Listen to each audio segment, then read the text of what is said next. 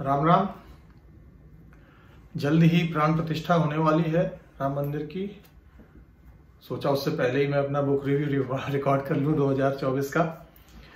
और हमारी जनरेशन के लिए तो सबसे बड़ा दिन मैं कहूँगा है ये, जिसमें 500 साल का जो स्ट्रगल था उसके बाद एक हम लोगों ने जो वापस पाया वो बहुत बड़ा है सभी के लिए।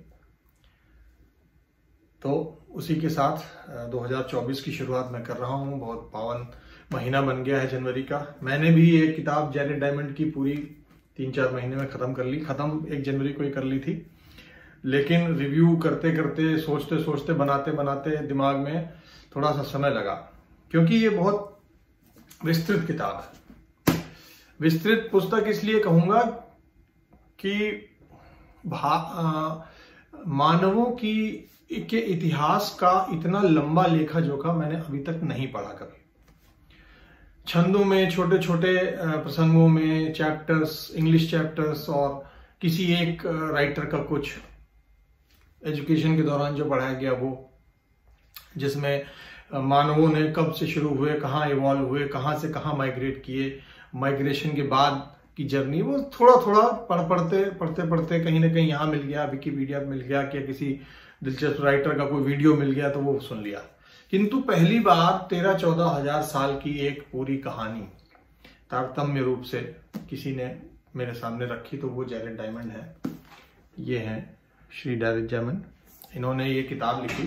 किताब बिल्कुल डिफरेंट मकसद से लिखी गई, लेकिन मुझे इसका बहुत ही दूसरा मेरे सामने एक पहलू उभर के आया।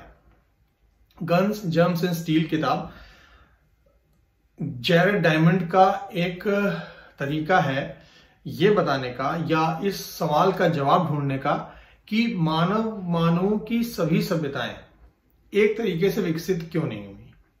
मतलब आज के समय में, मतलब प्रेजेंट डे, कुछ गरीब हैं, कुछ अमीर हैं, कुछ के पास टेक्नोलॉजी ज्यादा है, कुछ किसी के दूसरे के गुलाम रहे, किसी कहीं कोई कहीं चला गया, कोई कहीं गया वहीं रहा, और कोई जब जैसे उदाहरणार्थ अगर बात करें तो दक्षिण अमेरिका या उत्तरी अमेरिका में जब ये यूरोपियंस पहुंचे तो वहां पे पहले से नेटिव अमेरिकन्स या अमेरिकन इंडियंस जिन्हें कहते हैं वो लोग थे, किंतु वो खत्म हो गए, वो टिक ही नहीं पाए लोगों के सामने यूरोपी जब पहुंचे वहां पे।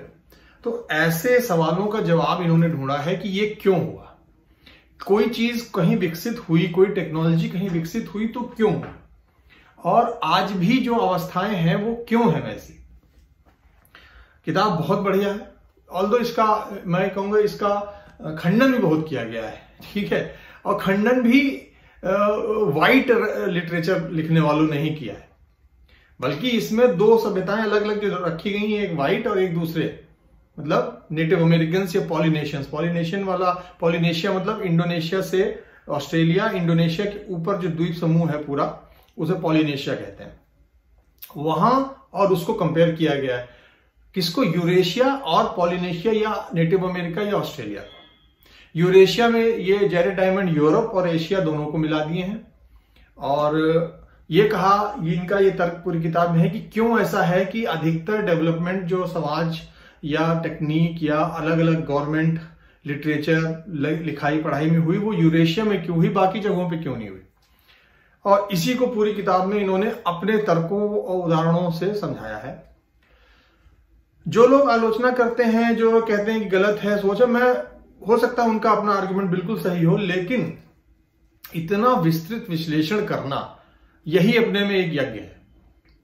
इस हद तक किसी चीज को समझा ले जाना कि भाई कोई कौन कब कहां पहुंचा। इतनी डिटेल हिस्ट्री की पॉलिनेशिया में 1000 साल पहले तक तो खेती नहीं होती थी, और इतने दिनों तक वहां पे गवर्नमेंट नहीं थी, छोटे कबीले होते थे, कबीलों से में युद्ध हुआ करते थे। मतलब इस हद तक छोटी माइन्यूट डिटेल एक साथ संकलित करके एक किताब में मिला, मुझे तो नहीं लगता कहीं मिलेगी आपको। और यही इस किताब की खासियत है। इसको न सिर्फ इनके तर्क और वितर्क के लिए पढ़ना चाहिए, बल्कि जो इंफॉर्मेशन ज्ञान भरा पड़ा है इसके अंदर, कब कहां क्या पैदा होना शुरू हुआ, कहां किस चीज के अवशेष मिले, नेटिव अमेरिकन या रेड इंडियंस जो थे वो क्या उगाते थे, क्या नहीं उगाते थे, कौन से पशुओं को उन्होंने पालतू बनाया था, किसको नहीं बना पाए थे, या जब यूरोपियंस पहुंचे तो उनको वहां पे क्यों कुछ नहीं दिखा, क्यों उनके पास स्मॉल पॉक्स और इस तरीके की बीमारियों से लड़ने की कोई प्रतिरोधक क्षमता नहीं थी।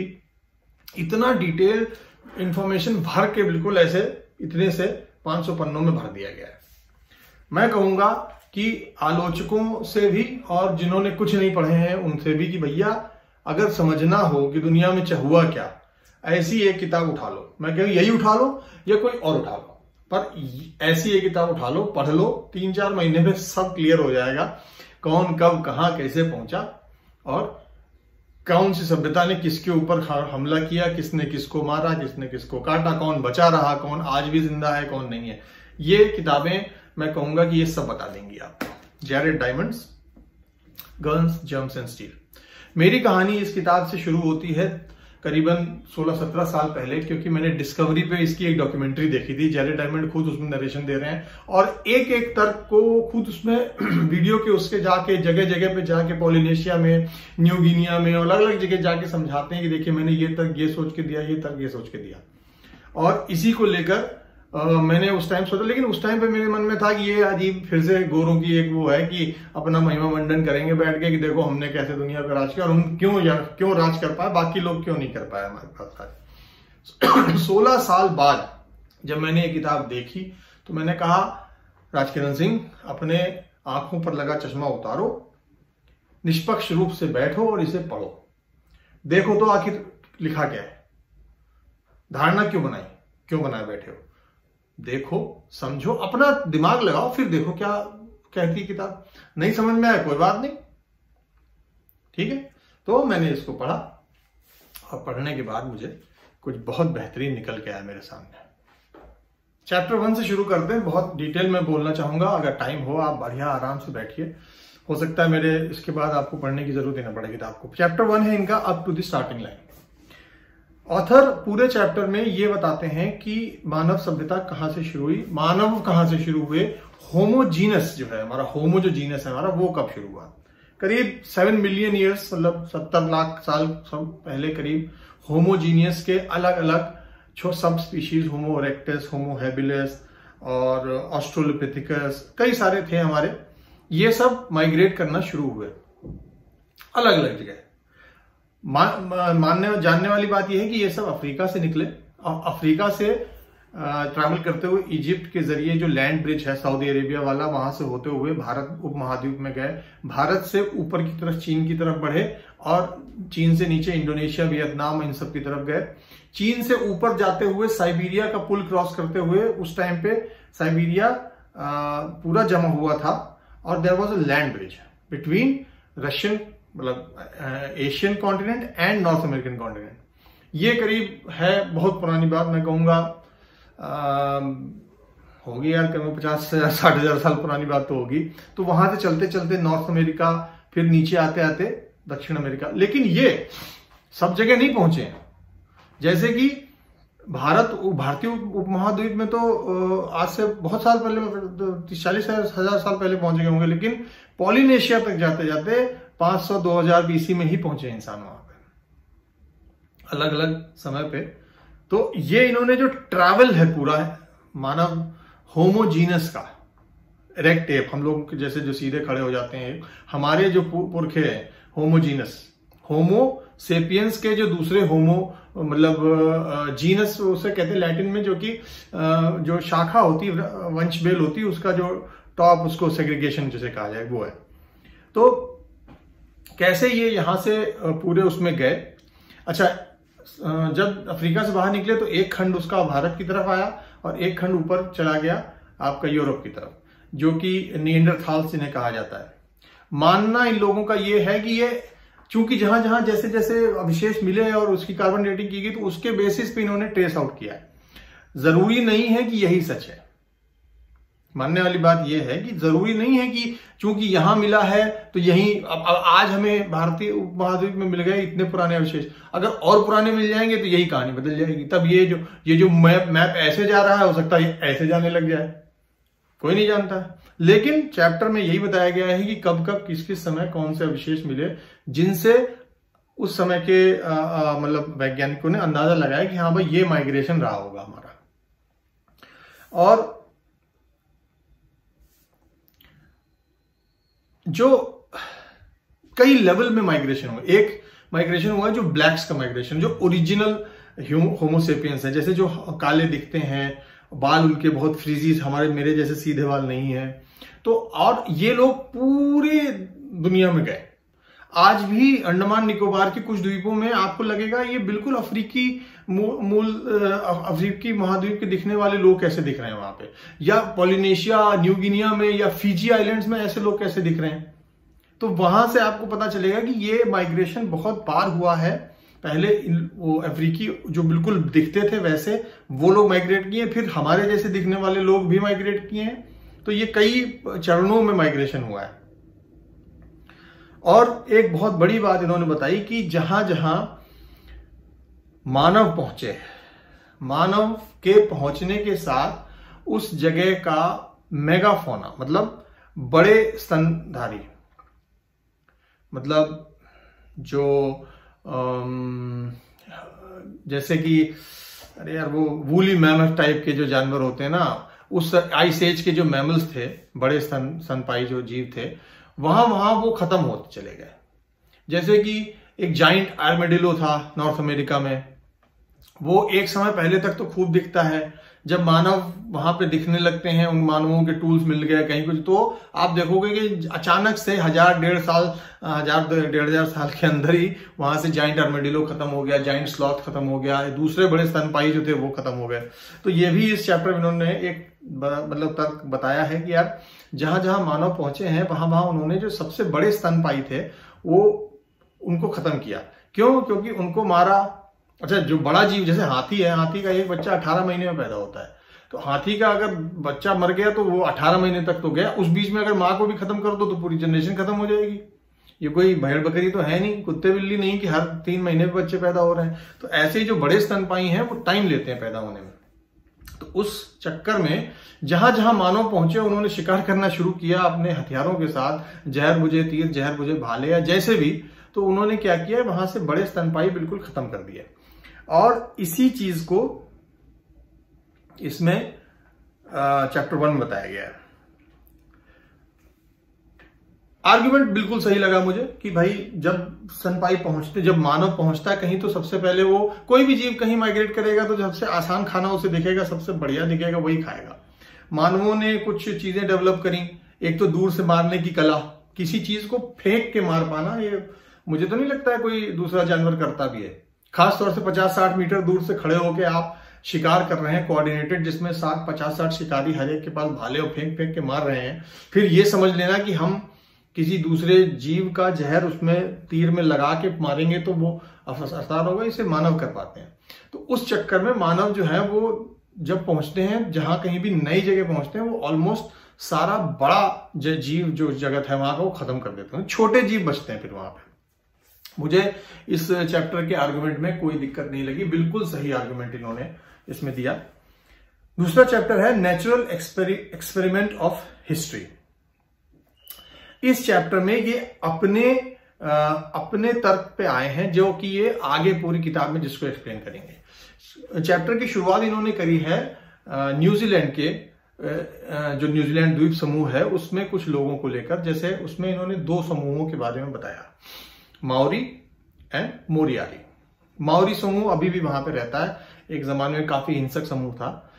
हिंसक तो खैर सभी थे, जो गोरे वहां पहुंचे थे वो भी हिंसक ही थे, लेकिन ऐसा इनका है कि जब माओरी लोगों को बंदूकें मिली डच ट्रेडर्स से और उनसे, तो उन्होंने सबसे पहले ये किया कि जो दूसरे आइलैंड पे जाके जो मोरियारी लोग थे, जो कि मुश्किल से 1000-2000 रहे होंगे, उनका कत्लेआम कर दिया जाके।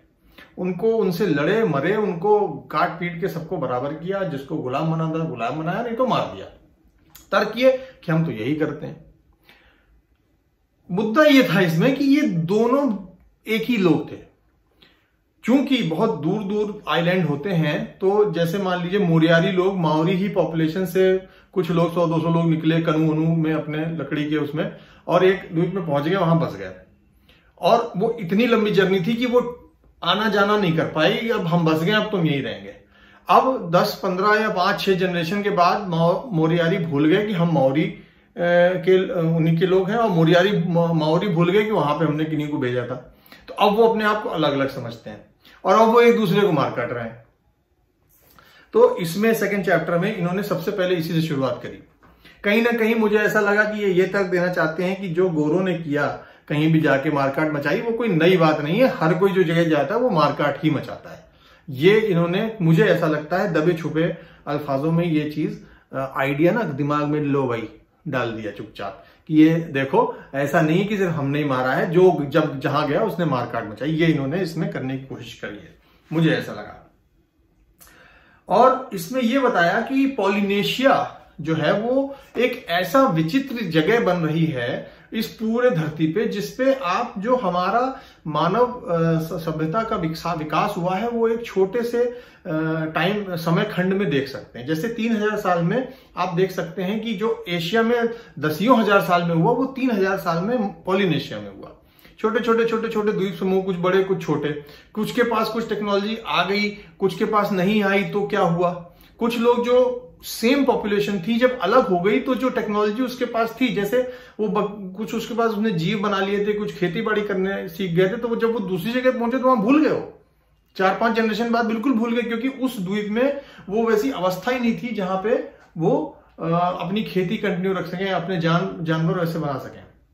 तो ये पूरे चैप्टर में ये कह रहे हैं कि मैं आगे किताब में पॉलिनेशिया का एग्जाम्पल हर जगह दूंगा, क्योंकि आप इसमें जो साल, 1,00,000 1,50,000 साल में मानवों ने मेन कॉन्टिनेंट में रह के देखा और झेला है, वो 3000 साल में इस छोटे से लेबोरेटरी एक्सपेरिमेंट में आपको पता चल जाता है। तो ये, अच्छा एक और बात, ये 10-15 साल वहां रिसर्च की है चिड़ियों पे, और पता नहीं किस किस चीज की, बहुत पढ़ा लिखा आदमी है, इन्हें काफी रिसर्च करके चिड़ियों का डेवलपमेंट और दुनिया भर का किया है। ऐसे कोई भी मुंह उठा के बनाने वाली चीज नहीं, मतलब बढ़िया बंदे ने बनाई है। तो पॉलिनेशिया जो है, पॉलिनेशिया को इन्होंने चैप्टर्स 2 में यूज किया है एज अ पेट्री डिश, जिसमें ये बताएं कि देखो कि इसमें हम कैसे कैसे अलग अलग समय पे जो चीजें हुई उनका कहाँ पे मतलब जो डेवलपमेंट हुआ है उसका एक छोटा सा एक्सपेरिमेंट यहां करके दिखा दिया कि देखो इनको बंदूक मिली तो इन्होंने क्या किया, वो चीज हुई है। आगे चैप्टर 3 में बात करते हैं। एक और महत्वपूर्ण बात इसमें मैंने मिस कर दी शुरुआत में, वो ये कि ऑथर ने शुरू किया एक प्रश्न से, जो एक याली नाम के व्यक्ति ने इनसे किया था, मतलब जब ये पॉलिनेशिया में थे, न्यू गिनिया में थे। मतलब उन्होंने कहा कि ऐसा क्यों है कि हम पॉलिनेशियंस या हम न्यू गिनियंस जो है, हमारे पास उतना कार्गो नहीं है, हम उतना कार्गो नहीं बनाते हैं, जबकि white people like you have so much of cargo मतलब सामान, जो भी आजकल की दुनिया में चीजें बनती, टी शर्ट सब कुछ, किताब, तो कार्गो इसे कहते हैं। तो पॉलिनेशिया में हर जो भी न्यू गिनिया में लोग इसे कार्गो बोलते हैं, जो कि इन्होंने बताया जैरेड डायमंड में। तो ये इंट्रीगिंग पॉइंट, ये इंट्रीगिंग क्वेश्चन जैरेड डायमंड का इस बुक का आधार बन गया कि भाई ऐसा क्यों है कि कुछ लोगों के पास तो बहुत कुछ बनाते हैं, कुछ लोग बिल्कुल नहीं बनाते हैं, जबकि वो अपने जगह पे पॉलिनेशियंस जो न्यू गिनियंस हैं वो बिल्कुल एक्सपर्ट हैं अपने एरिया के, कौन सा जीव कैसा है, क्या मतलब कौन का कहाँ क्या हो मिलता है, कौन सा पेड़ खाने लायक है नहीं, किस पेड़ की मेडिसिनल वैल्यू है, किस पेड़ में क्या दिक्कत है, सब कुछ मालूम है उन्हें, दिमाग से वो नहीं, लेकिन डेवलपमेंटल पॉइंट ऑफ व्यू से they are much aware of their surroundings, but they don't have that capacity of tool making, writing and all that. उन्होंने जैरेड डायमंड बताते हैं कि न्यू गिनिया ने अभी भी मतलब 2500-2600 भाषाएं हैं जिनमें लुप्त होती जा रही है, उन्हें लिखना आता ही नहीं किसी को, बोलने वाली 10-20 है बस। तो ये एक स्टार्टिंग पॉइंट इनका था कि भाई जो क्वेश्चन उन्हें मिला, इसमें मैं कुछ ये भी बताना चाहूंगा कि अब पता नहीं सच है या नहीं कि याली ने उनसे सवाल पूछा था या नहीं, या याली नाम को कोई व्यक्ति है या नहीं, लेकिन इसमें कहीं ना कहीं याली के पॉइंट ऑफ व्यू से मैं अगर कहूं तो जो भी कभी गुलाम रहा है उस आदमी में, उस प्रजाति में, उन लोगों में एक जो हीन भावना भर जाती है, वो दर्शाई जाती है कि देखो हम क्यों नहीं बना पा रहे हैं, हम क्यों नहीं करते हैं ये? हमारे पास हम बड़े टैंक क्यों नहीं? हम ऐसे हिंदुस्तानियों में नहीं है क्या? हमारी भाषा को लेकर हम इनसिक्योर। हमारे मम्मियां अपने 2-2 साल के बच्चों को हिंदी में नहीं बोल रही, वो अंग्रेजी सिखा रही हैं। उनको खुद सही से नहीं आती मम्मियों को, लेकिन वो सिखा रही हैं उन्हें। क्यों? क्योंकि कहीं ना कहीं अंदर बसा हुआ है कि यार नहीं, अंग्रेजी ही सही है।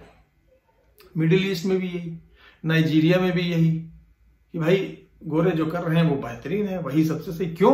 क्योंकि रिसेंट पिछले 200 साल में तो यही हुआ है कि जहां देखो वहां गोरों ने ही पहुंचे और उन्होंने सबको कब्जा किया, सबको अपना गुलाम बनाया। ये रही है पूरी। आज इसमें छुपाने वाली कोई बात नहीं। हिंदुस्तान खुद ही 200 साल तक इनके कब्जे में रहा। तो एक कहीं ना कहीं एक हीन भावना ग्रसित हो गई है जो सांवले और काले दिखने वाले लोगों में है कि यार हम लोगों में क्या कमी है, हम लोग क्यों नहीं कर पाते हैं। और इसका जवाब बहुत से लोगों ने ढूंढा और बहुत से लोगों ने इसका जवाब ढूंढने के बाद यही नतीजा निकाला कि रेशियल सुपीरियरिटी एक चीज होती है कि भाई गोरी नस्ल जो है वो कुछ अलग सोचती है, बाकी लोगों में वो है ही नहीं। ये गोरों ने ही बनाया बेसिकली कि हम कुछ अलग हैं हमारा अंदर, जबकि ऐसा कोई नहीं है। ऐसा तर्क देना ही बेवकूफी है। यही गोरे अभी 200 साल पहले तक कुछ भी नहीं थे हैं। और इसका सबसे बड़ा मैं तर्क ये दूंगा कि तुम इतने बड़े 30 मार खाओ तो ये समुद्री रास्ते से कहा है। सेना ले जाने में दिक्कत, रसद ले जाने में दिक्कत, सब कुछ में दिक्कत आपको, लेकिन आपने जहाजों का रास्ता चुना भारत का खोज करने के लिए। माइंडेड, आप कोई बहुत इधर उधर एक्सप्लोरिंग नहीं कर रहे थे, आप भारत के लिए रास्ता खोज रहे थे। आपको यहां से जो भी सामान चाहिए हो, काली मिर्च हो, फाली मिर्च हो, सरसों का तेल, जो भी चाहिए मुझे नहीं मालूम, लेकिन आप भारत का रास्ता खोज रहे थे। तो ऐसा नहीं है कि आप ही सब कुछ थे और हमेशा से सब कुछ थे। आप जब आपके यहां एनलाइटनमेंट हो रही थी, जिसको सो कॉल्ड आप दीवारों पे छिपे चित्रों को आप एनलाइटनमेंट बोलते हैं, हिंदुस्तान चाइना में बड़े बड़े आर्किटेक्चर बहुत पहले से बन चुके थे, वो बनते आ रहे थे। तो अगर इतने ही बड़े 30 मार्का थे तो यूरोप से चलते आप और तरक्की से होते हुए भारत पहुंच जाते। क्यों समुद्री रास्ता चुना जिसमें महीनों लगते हैं, है ना?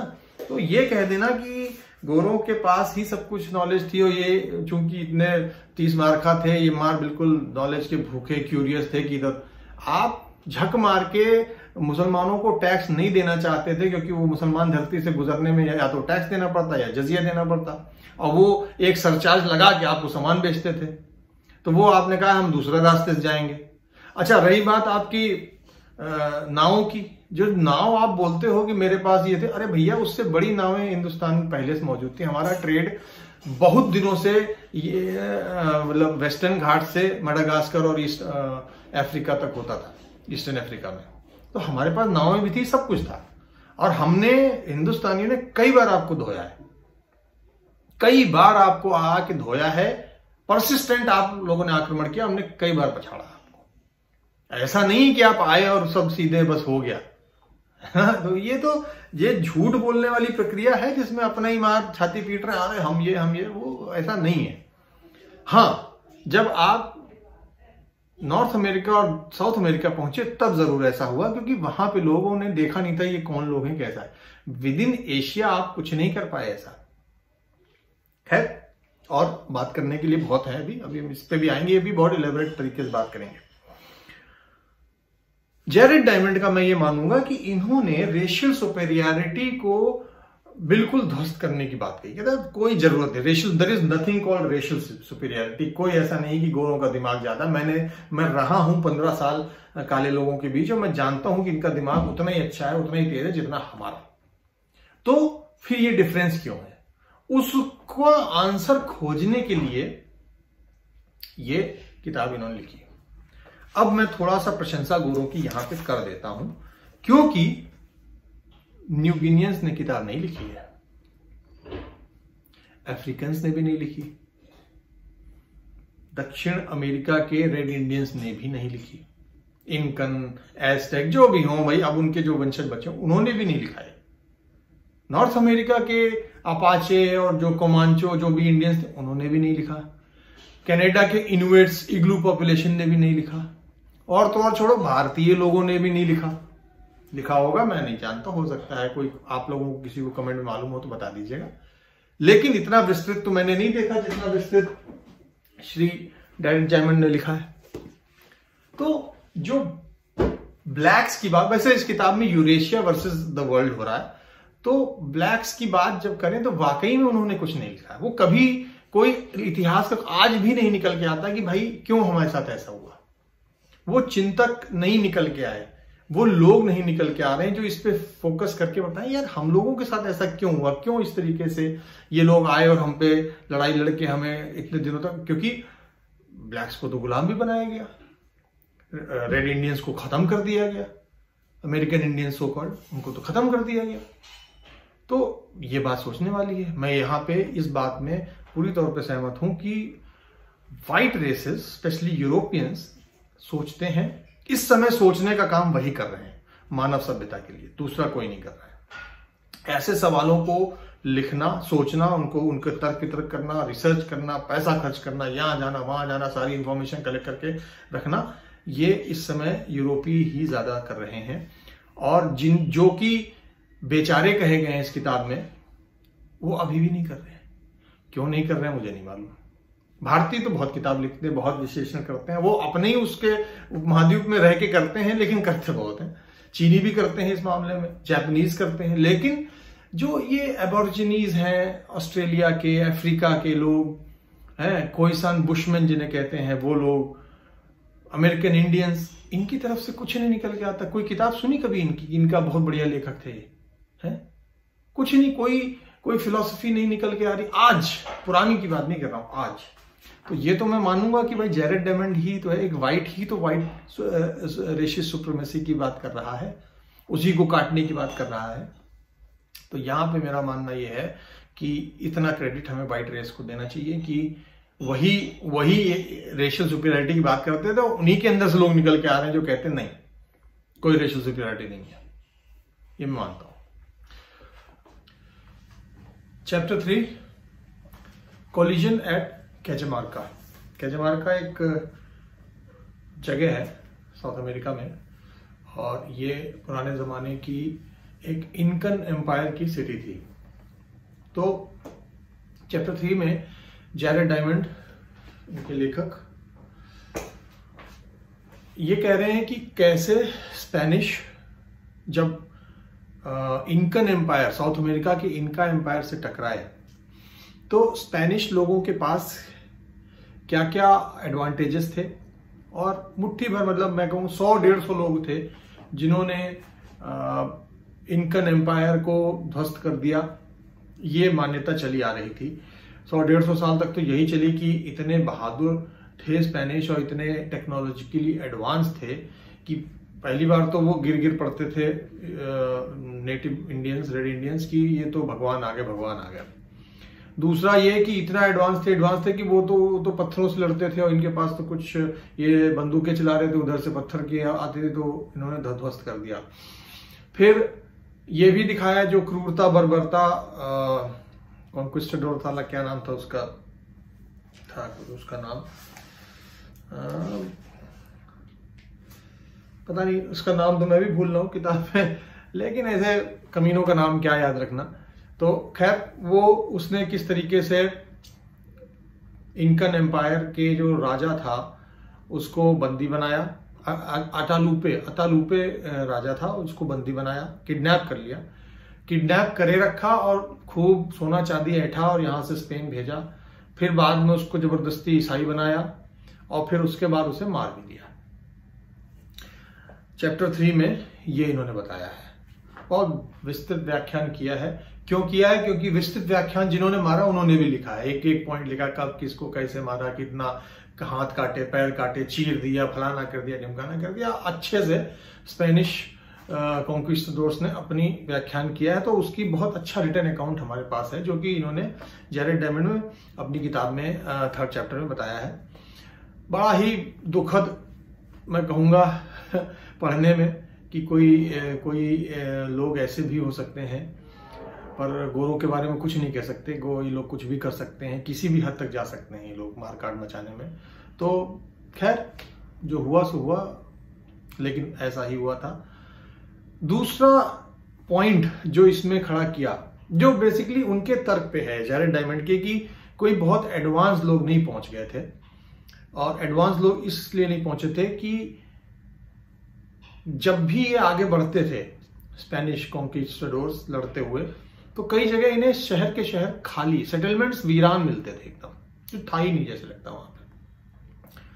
और सिर्फ मकान खड़े हैं, खेत खड़े हैं, लेकिन लोग गायब हो गए। तो धीरे धीरे साइंटिस्ट और हिस्टोरियंस ने ये अंदेशा लगाया कि यार कुछ बीमारी से ये लोग native American, native red Indians या नेटिव इंडियंस जो भी कह लो उनको, ये मर गए हैं सब। पता चला कि स्मॉल पॉक्स जो कि स्पेनिश कॉन्क्विस्टाडोर्स लेके आए थे, उनकी वजह से, जिनके अगेंस्ट कोई भी प्रतिरोधक क्षमता नहीं थी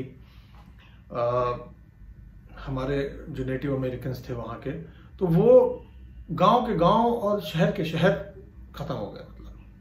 तो इतना बड़ा कोई स्पेनिश बहादुरी का काम नहीं था कि उन्होंने इनको हरा दिया, बल्कि जो बीमारी यूरोपियंस लेके आए और उनके खिलाफ कोई प्रतिरोधक क्षमता, कोई इम्यूनिटी न होने के कारण जो नेटिव पॉपुलेशन थी वो निस्तो नाबूद, मतलब ध्वंस मच गया।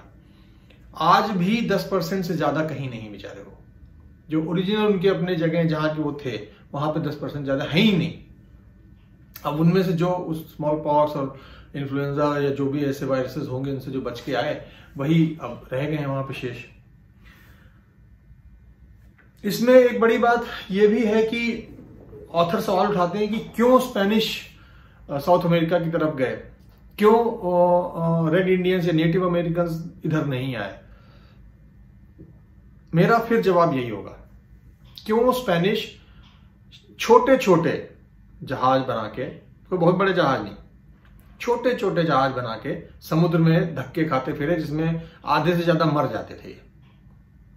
कोई वो नहीं था कि मार हमने 30 मार का काम किया, आधे ज्यादा मर जाते थे। कई जहाज गए, उनमें से बहुत सब मर गया। तो क्यों स्पेनिश लैंड रूट, जहां पे खाना पानी सब मिलेगा, वहां से मतलब उसको जमीन के रास्ते को इग्नोर करते हुए टर्की और इधर सऊदी अरेबिया और ईरान होते हुए भारत आने की बजाय, क्योंकि ट्रेड यहीं से करनी थी। अमेरिका को तो मालूम ही नहीं था कि वहां भी कोई जमीन है, ट्रेड तो यहीं से करनी थी ना।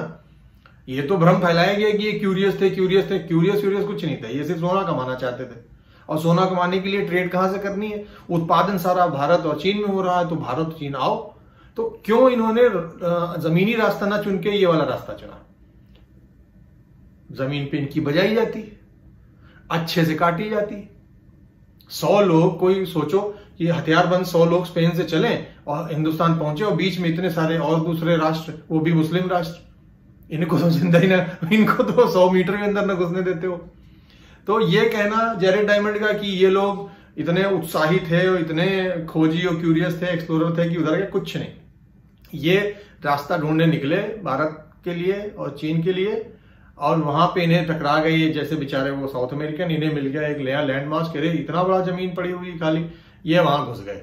उसके बाद इन्होंने वहां पे जो लोग थे उनके साथ युद्ध किया। भारतीय लोग कहीं जाएंगे तो व्यापार करेंगे, ये जाते हैं तो मारकाट बचाते हैं। इसकी सीधी सी वो है। अब बात आती है कि क्यों अमेरिकी लोग उधर नहीं गए। तो भाई अमेरिकी लोग उधर क्यों जाएंगे, इतना बड़ा मेरे इस अंगूठे के नाखून के बराबर स्पेन है, अगर दक्षिण अमेरिका से कंपेयर करें तो। उनके पास अमेरिका में एक्सपैंड करने का ज्यादा है ऑप्शन, या इधर यूरोप आने का है, जहां ठंड भी पड़ती है, खाने को कुछ नहीं है, खाना आप नहीं उगा पाओ, फल आप नहीं उगा पाओ, सब्जी आप नहीं उगा पाओ, है। इतना बड़ा है दक्षिण अमेरिका, उसमें अलग पर्वतमालाएं, डेजर्ट, अपने फॉरेस्ट सब हैं। वो इधर क्यों आएंगे पनडुब्बी और जहाज बना के, वो अपने यहां करेंगे ना। आपकी मजबूरी थी स्पेन से बाहर निकलना, आज भी आपकी मजबूरी है कि स्पेन और पुर्तगाल अपने ऐड देते हैं कि हमारे यहां आइए, हमारे यहां रहिए।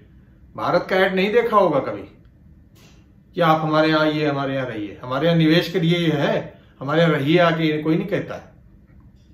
तो जो सवाल है, सवाल तो सही पूछा है जैरेड डायमंड में, लेकिन उसका जवाब बिल्कुल उल्टा सोचा। क्यों? क्योंकि अपने आप को ऊपर रखना है। कोलिजन एट कैजामार का यही एक कहानी है कि किस तरीके से इनकन एम्पायर नेटिव अमेरिकन को दमन करके ये लोग वहां पे स्थापित हो गए। क्वेश्चन मार्क ये है कि वो लोग इधर क्यों नहीं आए। मेरा जवाब ये है, जैरेड डायमंड का जवाब ये है कि वो उनके, जैरेड डायमंड का जवाब आगे भी आएगा बहुत, उसमें कैसे उनके पास खेती और पालने वाले पशु और बीस्ट ऑफ बर्डन जिन्हें कहते हैं, जो ये बोझा वोझा उठा लेते हैं, इनकी कमी थी, जर्म्स टेक्नोलॉजी की कमी थी। ये इनका आर्ग्यूमेंट है। मेरा आर्ग्यूमेंट ये है कि उन्हें कोई इंसेंटिव नहीं था दक्षिण अमेरिका से यूरोप आने का, कोई है ही नहीं। खाना पीना रहना सब अवेलेबल था। उनका अकेलापन ही इनको ले डूबा, मेरा मानना ये है। क्योंकि वो इतने आइसोलेटेड थे कि उन्हें नहीं मालूम था कि बस 2 महीने की समुद्री यात्रा पे कि ऐसे विध्वंसक, ऐसे अन्यायी, ऐसे असभ्य लोग बसते हैं जो जिनसे अगर पहचान भी हो गई तो जान लो तुम्हारी खैर नहीं है। उन विचारों का यही एक जो है दोष था। ठीक है, कोलिजन एट कैजामार का बड़ा भावुक चैप्टर है और इसको पढ़ने के बाद आप थोड़ा सा मार्मिक हो जाओगे कि यार बताओ ऐसा भी हुआ किसी के साथ। उसके बाद उनकी विचारों की संस्कृति को इन्होंने किताबों में और जगह जगह लताड़ा है कि ये तो ह्यूमन सेक्रीफाइस करते थे और फलाना करते थे। कौन, क्या ईसाइयों ने नहीं किया है? कॉन्क्विस्टाडोर्स ने किसी को नहीं मारा अपने भगवान को न मानने के लिए है? क्या ईसाइयों ने औरतों को नहीं जलाया कि भैया तुमने मेरा जुकाम ठीक कर दिया, तुमने मुझे कुछ ऐसा खिलाया, तुमने मेरा जुकाम ठीक किया, तुम चुड़ा लो, तुम्हें फूंक देंगे। तो उन विचारों के साथ तो इतना बुरा हुआ कि ना सिर्फ वो मरे बल्कि उनके खिलाफ इन्होंने प्रोपेगेंडा भी चलाया, ईसाइयों ने, गोरों ने, कि ये ऐसे थे वैसे थे। क्या करें भाई, यही नियति को यही मंजूर है, क्या कर सकते हैं इसके लिए। Part 2 of the book, chapter 4, farmer power. यहां से जैरेड डायमंड अपने जो प्रश्न उन्होंने उठाए हैं कि क्यों कुछ जगह के लोग कम विकसित हैं और कुछ जगह के लोग ज्यादा विकसित हैं, इसका जवाब देना वो शुरू करते हैं अपनी बनाई थ्योरी, अपनी बनाई तर्कों के साथ। जिसमें पहला तर्क है फार्मिंग, एग्रीकल्चरल रिवोल्यूशन और ऑर्गेनाइज्ड एंड सिस्टमैटिक फार्मिंग।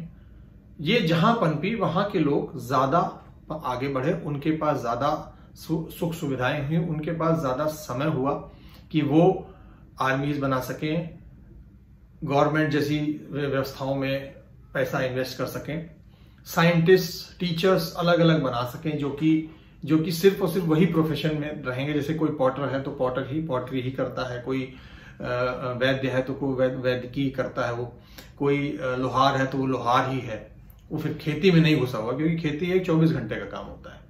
तो चैप्टर 4 में फार्मर पावर में इन्होंने ये कहा है कि देखिए, मेरा पहला आर्गुमेंट है कि जिस जगह, खासतौर से एशिया, या जैरेड डायमंड के शब्दों में यूरेशिया, यूरोप प्लस एशिया, जिस जगह खेती का विकास हुआ, सबसे ज्यादा जहां पौधे पालतू बनाए गए, जैसे गेहूं, मक्का, बाजरा, और मक्का तो दक्षिण अमेरिका था, गेहूं, बाजरा, चावल और दूसरे जो खाने पीने वाला है, आजकल हम लोग ये सीरियल्स जिन्हें कहते हैं, कार्बोहाइड्रेट जो खाते हैं वो।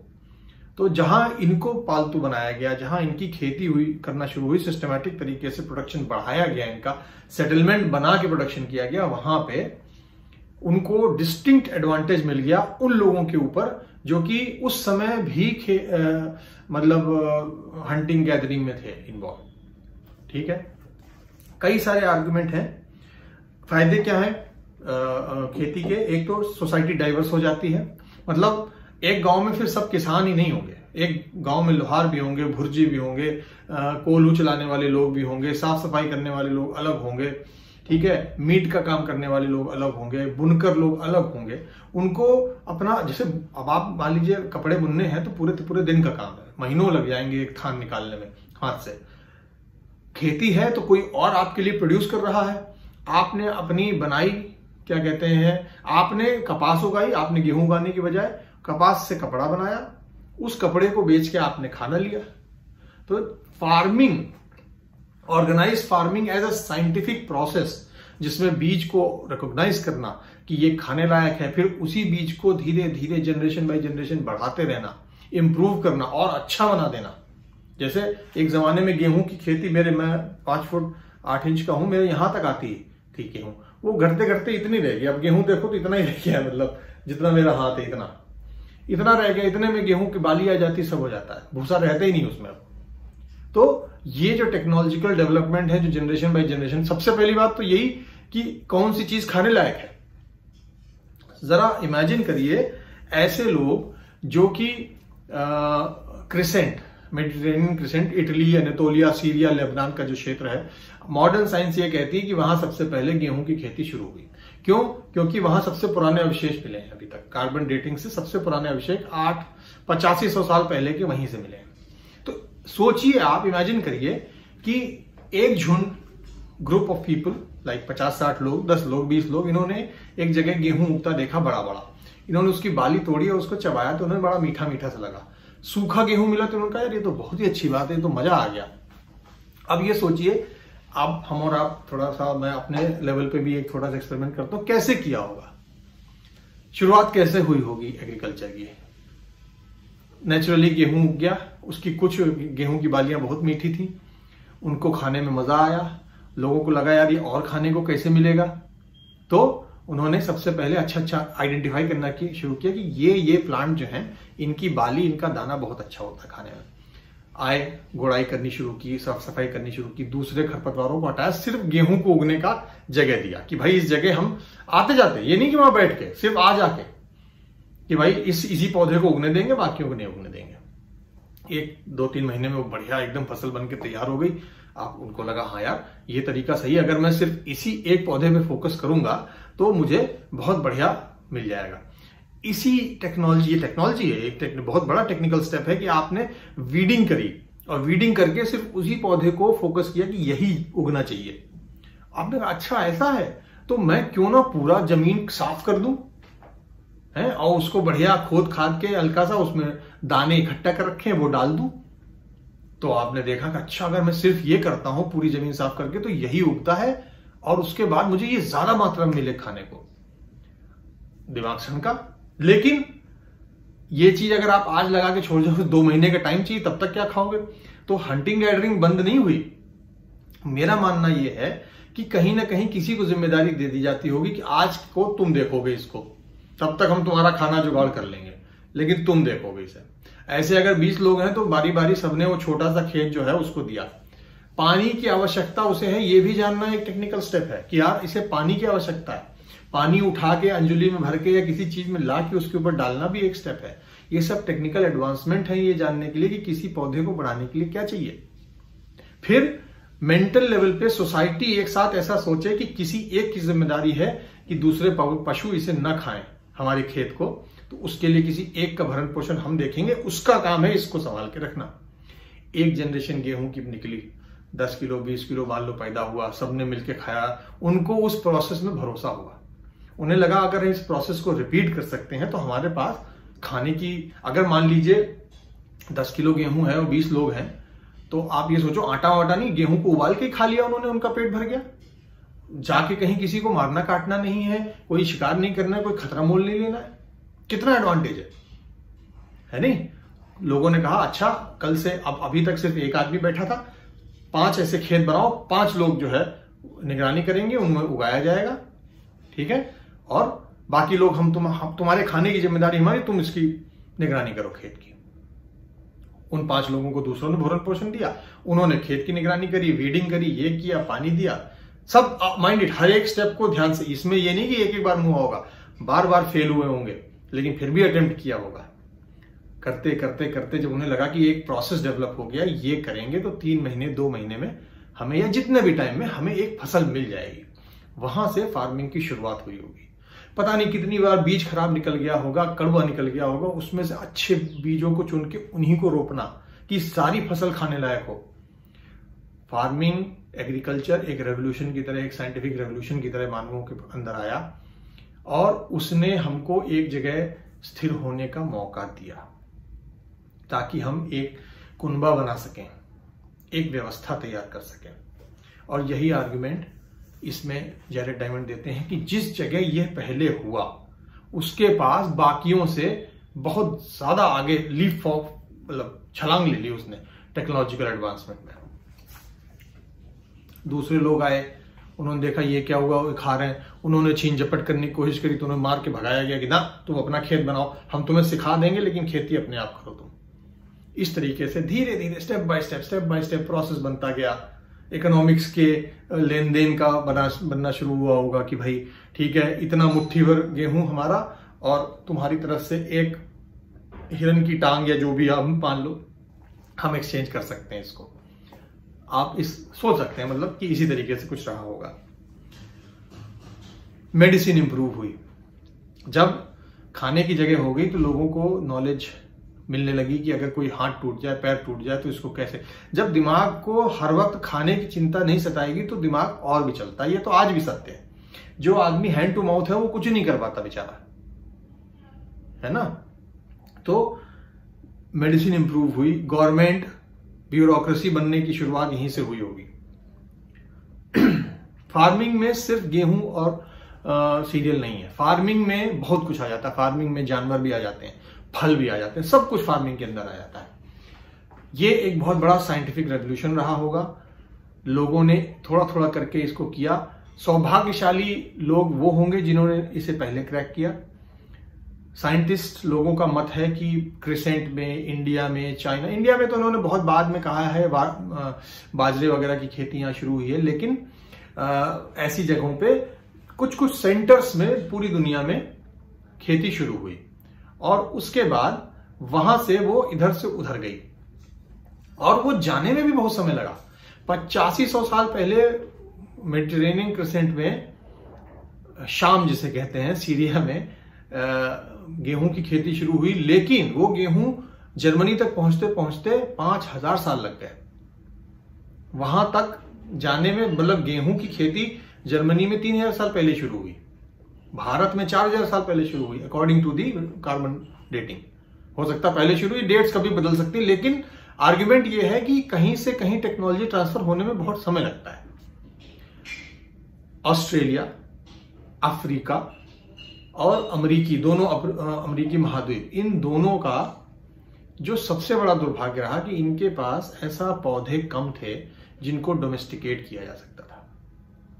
मेडिटेरेनियन क्रिसेंट या शाम, सीरिया, लेबनान या गोल्डन क्रिसेंट जिसे कहते हैं, इसका सौभाग्य ये था कि यहां पे ये ऐसी ज्योग्राफी बनी कि यहां पे एक तो बहुत ज्यादा नहीं है पौधे, लेकिन जो हैं उनमें से अधिकतर चीजें डोमेस्टिकेट की जा सकी। करीबन 10-15 पौधे वहां से हमारे निकले हैं जो हम खाते हैं डेली बेसिस पे, जो वहीं से आए हैं, जो हमारे स्टेपल डाइट जिसे कहते हैं बन गई है। तो वहां से वो एडवांटेज जिसको भी सबसे पहले मिला वो आगे बढ़ गया। दक्षिण अमेरिका में तो बहुत 2000 साल पहले तक तो मतलब कोई कुछ बना ही नहीं। जैसे मतलब ज्यादा से ज्यादा उन्होंने मक्के को भी बहुत अच्छा नहीं, थोड़ा बहुत खाने लायक बना पाए थे, आलू को थोड़ा बहुत खाने लायक 2-3 पौधे वहां से निकले, जो कि आज हम लोग मिर्ची, आलू, मक्का, ये सब चीजें वहीं से आई हैं, लेकिन वो भी बहुत ज्यादा नहीं कर पाए थे उसे। जब यूरोपियंस वहां पहुंचे तो उस जलवायु के हिसाब से कुछ पौधे इंट्रोड्यूस किए, वो वहां खूब चले, वो वहां पे उन्होंने भी तुरंत सीख लिया। ये भी नहीं कि उन्होंने सीख नहीं पाए, जब उनको कुछ नया मिला तो नेटिव अमेरिकन ने बहुत जल्दी उसे एक्वायर किया। तो अगेन जैरेड डायमंड का आर्गुमेंट यही है कि दिमाग सबके पास था, लेकिन ज्योग्राफिकल ऐसी थी कि वहां पे ना उन्हें पौधे मिल पाए वैसे, और जहां पौधे मिले उन्होंने जल्दी कर लिया। दूसरा जो है वो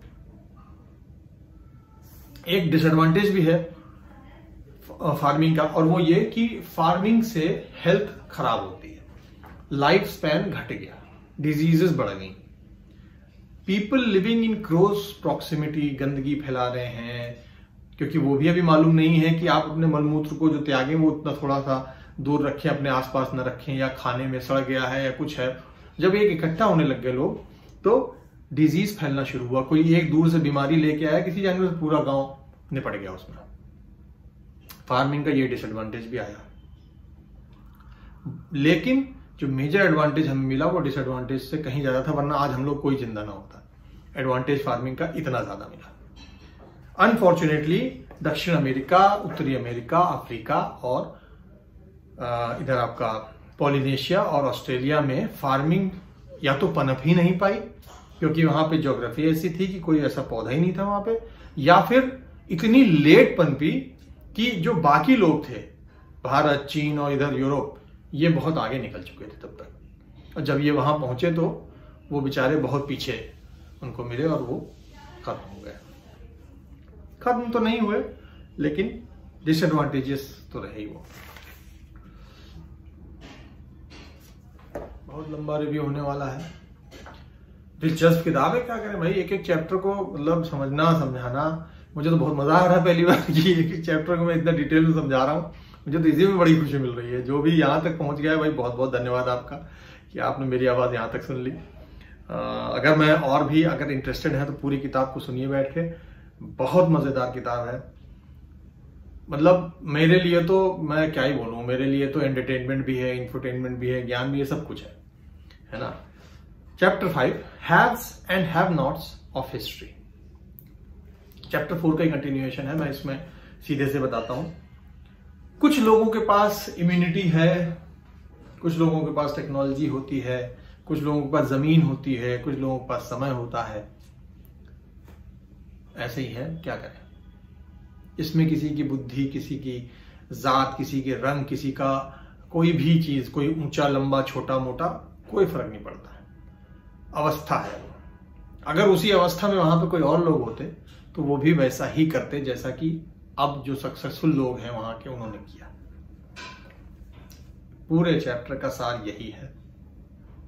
जैसा मैंने कहा चैप्टर 4 में कि मेडिटेरेनियन क्रिसेंट, इंडिया, चाइना, ऐसे ही कुछ और सेंटर्स।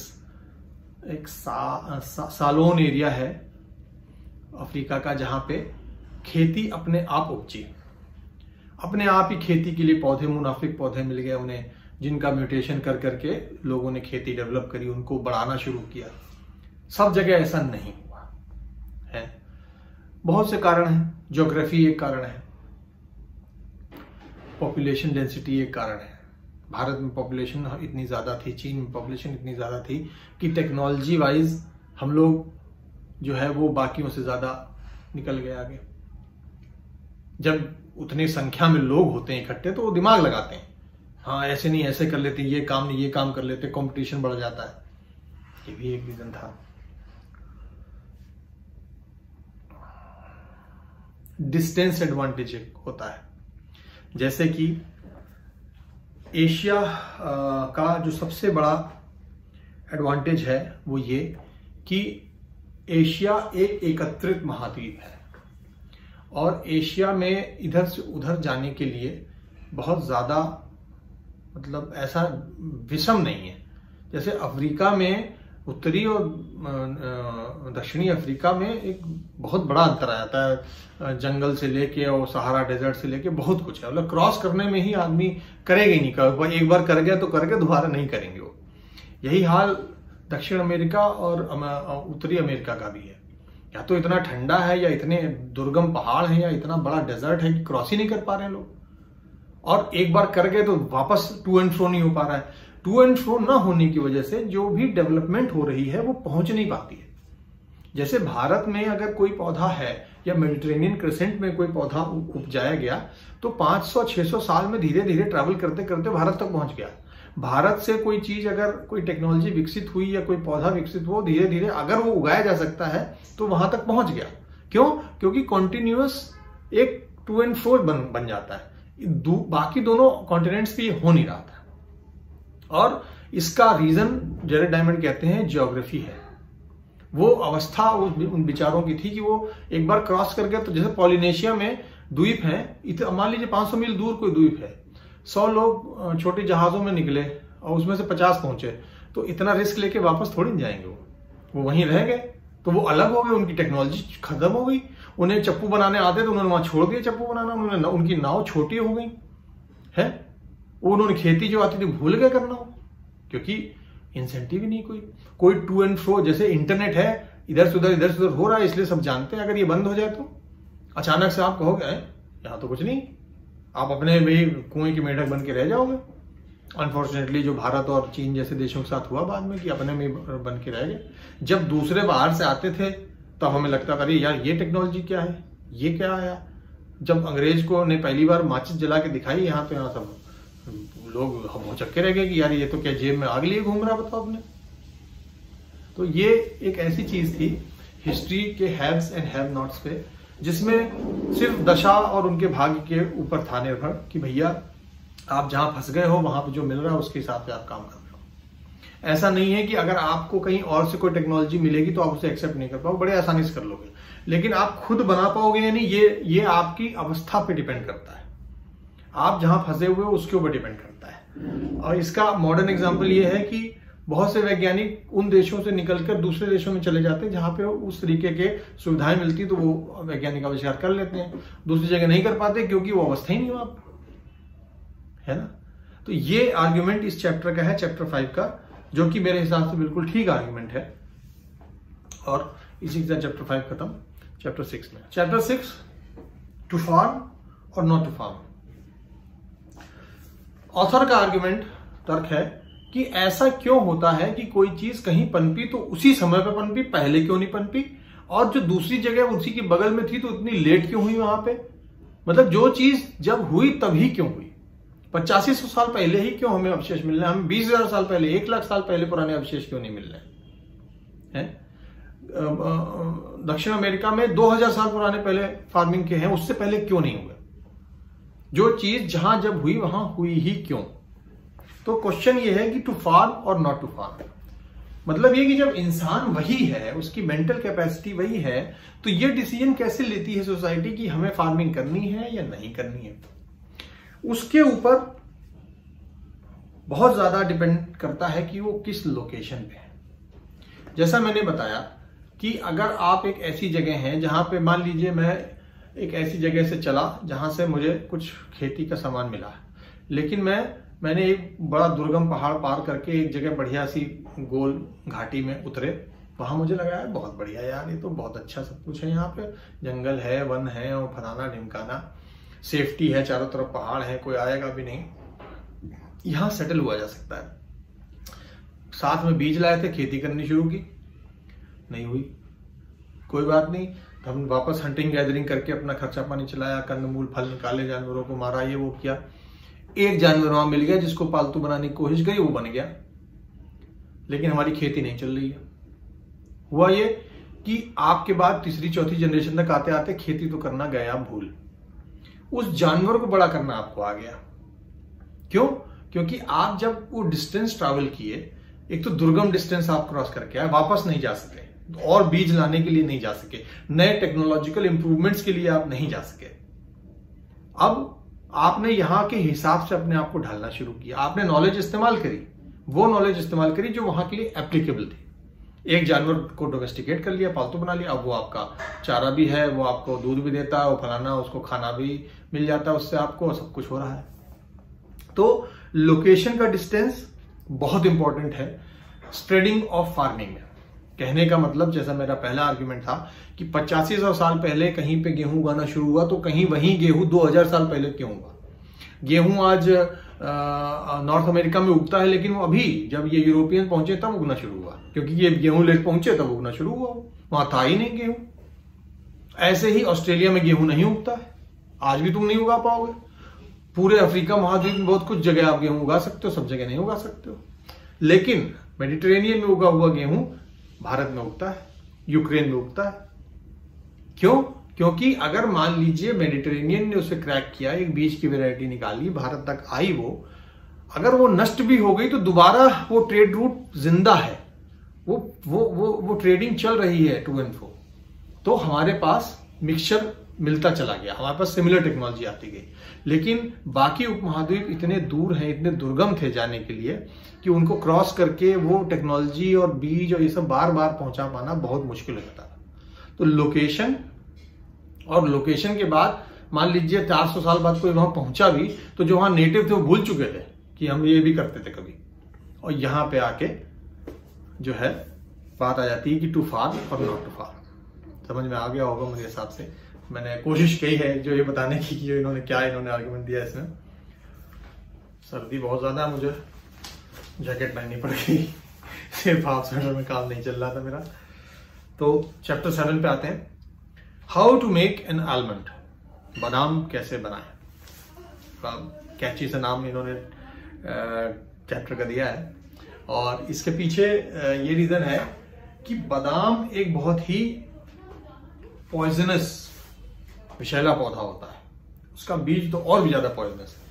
आर्सेनिक का पता नहीं कौन सा इसमें होता है, साइनाइड टाइप का जो एक एलिमेंट होता है जो बादाम में पाया जाता है। अगर आप 1 या 2 खा लेंगे तो ऊपर निकल जाएंगे, लेकिन कुंटलों के हिसाब से बादाम बिकता है दुनिया में, टनों में भी पैदा किया जाता है, किलो किलो के भाव से लोग खरीदते हैं, हम भी खरीदेंगे, आप भी खरीद रहे होंगे, जो हर किसी ने बादाम जरूर खाया है।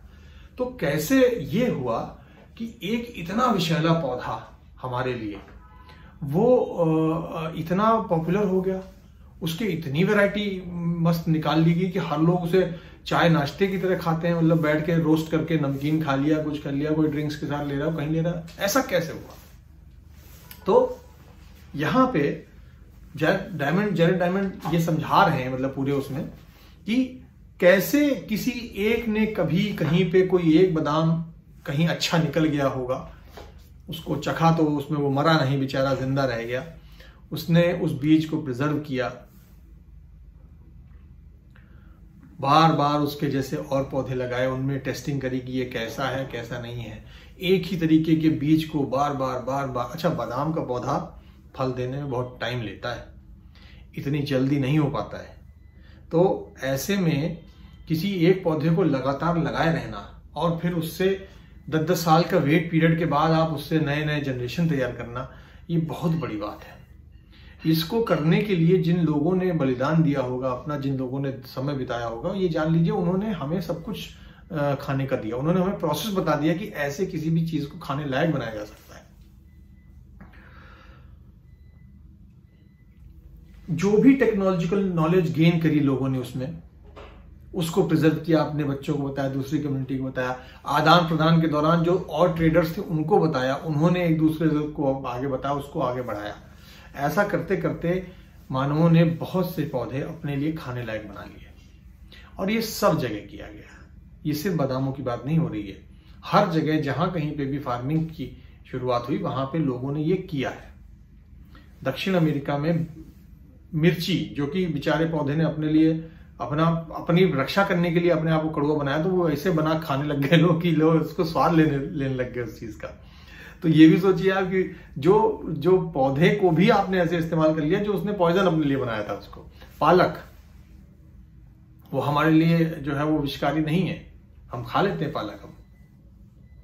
अब ऐसे में जो लोगों ने इसको बार बार वही पौधा लगा लगा के डेवलप किया, टेक्निक्स बनाई होंगी, उनको सलाम, उन्होंने इस तरीके के लिए सब बना दिया।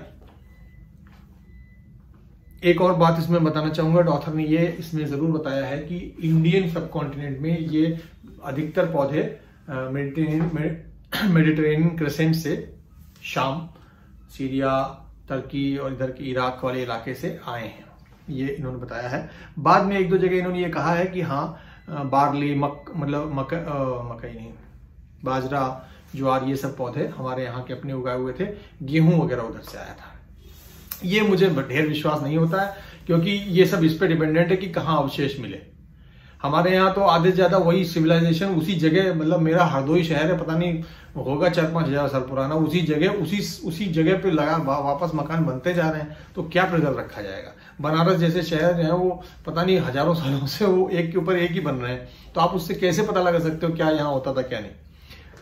सीरिया और इराक वगैरह में रूइंस मिलते हैं, जहां पे खुदाई करो तो पता चलता है कि हाँ भाई यहाँ पे ये निकला, यहाँ पे तो वहीं रह रहे हैं लोग। तो इंडिया में जरूरी नहीं है कि जो ये डेट्स बताई जा रही हैं वो सही है, नहीं, वो उस समय तक की डेट सही निकली, उससे पुराना है या नहीं ये क्वेश्चनेबल है। तो ठीक है, एक अपने में बात है, आप अभी आज की साइंस ये कहती वहां से है, हो सकता है 50 साल 100 साल बाद उनको एविडेंस मिले तो कहीं यहां से वहां आ गए, इस पे जो माथा पच्ची करने की जरूरत नहीं है।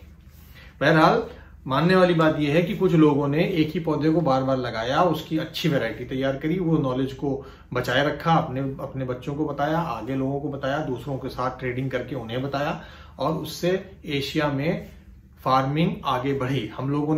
एशिया के लोगों ने दुनिया के सबसे ज्यादा पौधे जानवर डोमेस्टिकेट किए हैं, जिससे पूरी दुनिया चल रही है इस समय। इनफैक्ट दक्षिण अमेरिका, उत्तरी अमेरिका का पौधा मक्का भी हम ही लोगों ने खाने लायक बेहतर बनाया।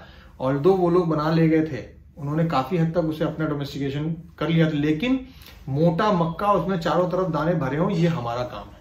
हमारा मतलब यूरेशिया के लोगों का काम है। बोलने वाले ये भी कहेंगे वो यूरोपियंस का काम है, बट चूंकि इस किताब में यूरेशिया अपने आप को एक बोल रहा, तो मैं भी यही बोल रहा हूं, भाई हमारा काम है। ठीक है।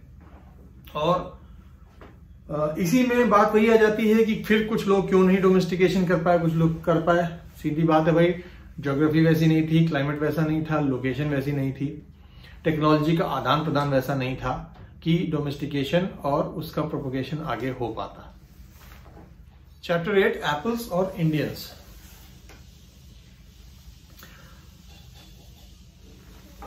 आर्ग्यूमेंट वही है कि क्रिसेंट या एशिया महाद्वीप में ज्यादा पौधे क्यों थे ऐसे जो कि डोमेस्टिकेट हुए, या यहां डोमेस्टिकेशन ज्यादा क्यों हुई, बाकी जगह नहीं हुई। इसके पीछे क्या यहाँ के लोग बहुत बुद्धिमान थे, या क्रिसेंट के लोग बहुत बुद्धिमान थे, ये था रीजन, या फिर कोई और कारण था। ऑथर का, लेखक का तर्क ये है कि भाई कोई ऐसा कारण नहीं है जिसको आप ये कहेंगे कि भाई इनकी ये लोग स्पेशल हैं। वही मेडिटेरेनियन है, वही शाम है, वही इराक है, वही तुर्की है जो आज दुनिया को लीड नहीं कर रहा है। ना वहां कोई नया पौधा आ रहा, ना वहां कोई टेक्नोलॉजिकल डेवलपमेंट हो रही। वो जो दुनिया कर रही है उसको रिपीट कर रहे हैं। लिटरेसी रेट वहां घट गई है, जापान, अमेरिका और उन जगहों पे ज्यादा हो गई है नहीं? तो कहने का मतलब ये कि लोगों पे डिपेंडेंट नहीं था ये। उस समय वो ज्योग्राफी और उस जगह की लोकेशन फेवर कर रही थी इस चीज को। वरना आज भी तो हम लोग वही लोग हैं, वो लोग बहुत कुछ कर सकते हैं लेकिन नहीं कर रहे हैं। कोई ऐसा नया पौधा नहीं डोमेस्टिकेट की, उल्टा वहां तो उन्होंने जो एग्जिस्टिंग थे उनकी भी ऐसी तैसी कर दी। तुर्की वगैरह में वन है ही नहीं, सीरिया में जंगल बचे ही नहीं है, जानवर बचे ही नहीं है। एशियाटिक लायन जो एक जमाने में था, बर्बरी लायन, खत्म कर दिया गया वहां से, है ना? तो आर्ग्यूमेंट ये है कि लोगों के दिमाग का नहीं खेल है, उस जगह की अवस्था, लोकेशन और उस समय काल का खेल है कि उनके पास उन्होंने ज्यादा जानवर इकट्ठे कर लिए, ज्यादा पौधे ऐसे बना लिए जिनको वो खा सकें, कंज्यूम कर सकें, इसलिए सोसाइटी उनकी ज्यादा अच्छी बनी उस टाइम पे। सिंपल सा चैप्टर है। पूरे चैप्टर में इस ही तर्क को समझाते हुए बहुत से एग्जाम्पल दिए गए हैं। सारे एग्जाम्पल करने बैठेंगे तो बहुत समय लगेगा, हमें दोबारा भी पढ़नी पड़ेगी। लेकिन निचोड़ यही था कि लोगों की वजह से नहीं है ये है इसलिए क्योंकि वो समय और काल ऐसा था कि वहां पे ये चीज मिल रही थी। एक पौधा मिला, लोगों ने दूसरा ट्राई करना शुरू किया, तीसरा, विद इन 3, 4, 5 जनरेशन जितने पौधे मिल सकते थे ढूंढ ढांड के खत्म किए गए। अब उसका दोहन शुरू किया गया। आज वहां से कुछ नहीं निकल रहा है, मेडिटेरेनियन क्रिसेंट से कुछ नहीं निकल रहा। आज टेक्नोलॉजिकली वो एडवांस नहीं है, कहीं से भी नहीं, पूरी दुनिया भूल जाओ। तो ऐसा नहीं कि उनके दिमाग उस टाइम पे ज्यादा था अब कम हो गया, दिमाग आज भी वही है, लेकिन अब वैसी अवस्था ही नहीं है, समय काल नहीं है वाला।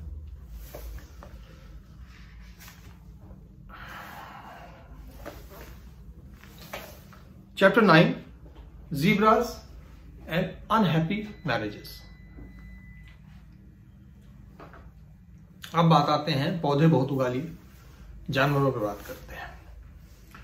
जो दूसरा सबसे बड़ा कारण है जेरेड डायमंड के तर्क का, आंसर का कि क्यों इधर एशिया के लोगों ने दूसरे कॉन्टिनेंट में जाके राज किया रादर देन उधर से इधर होने के, वो ये है कि हमारे यहां कुछ जानवर भी ऐसे हमें मिले जो कि हमारे लिए बहुत उपयोगी साबित हुए। जानवर हर जगह मिलता है, दक्षिण अमेरिका, उत्तरी अमेरिका, अफ्रीका में तो बहुत जानवर है, लेकिन असली काम करने वाले घोड़ा, खच्चर, ऊंट, हाथी, गाय, भैंस, बैल, भैंसा, ये सिर्फ एशिया मिला।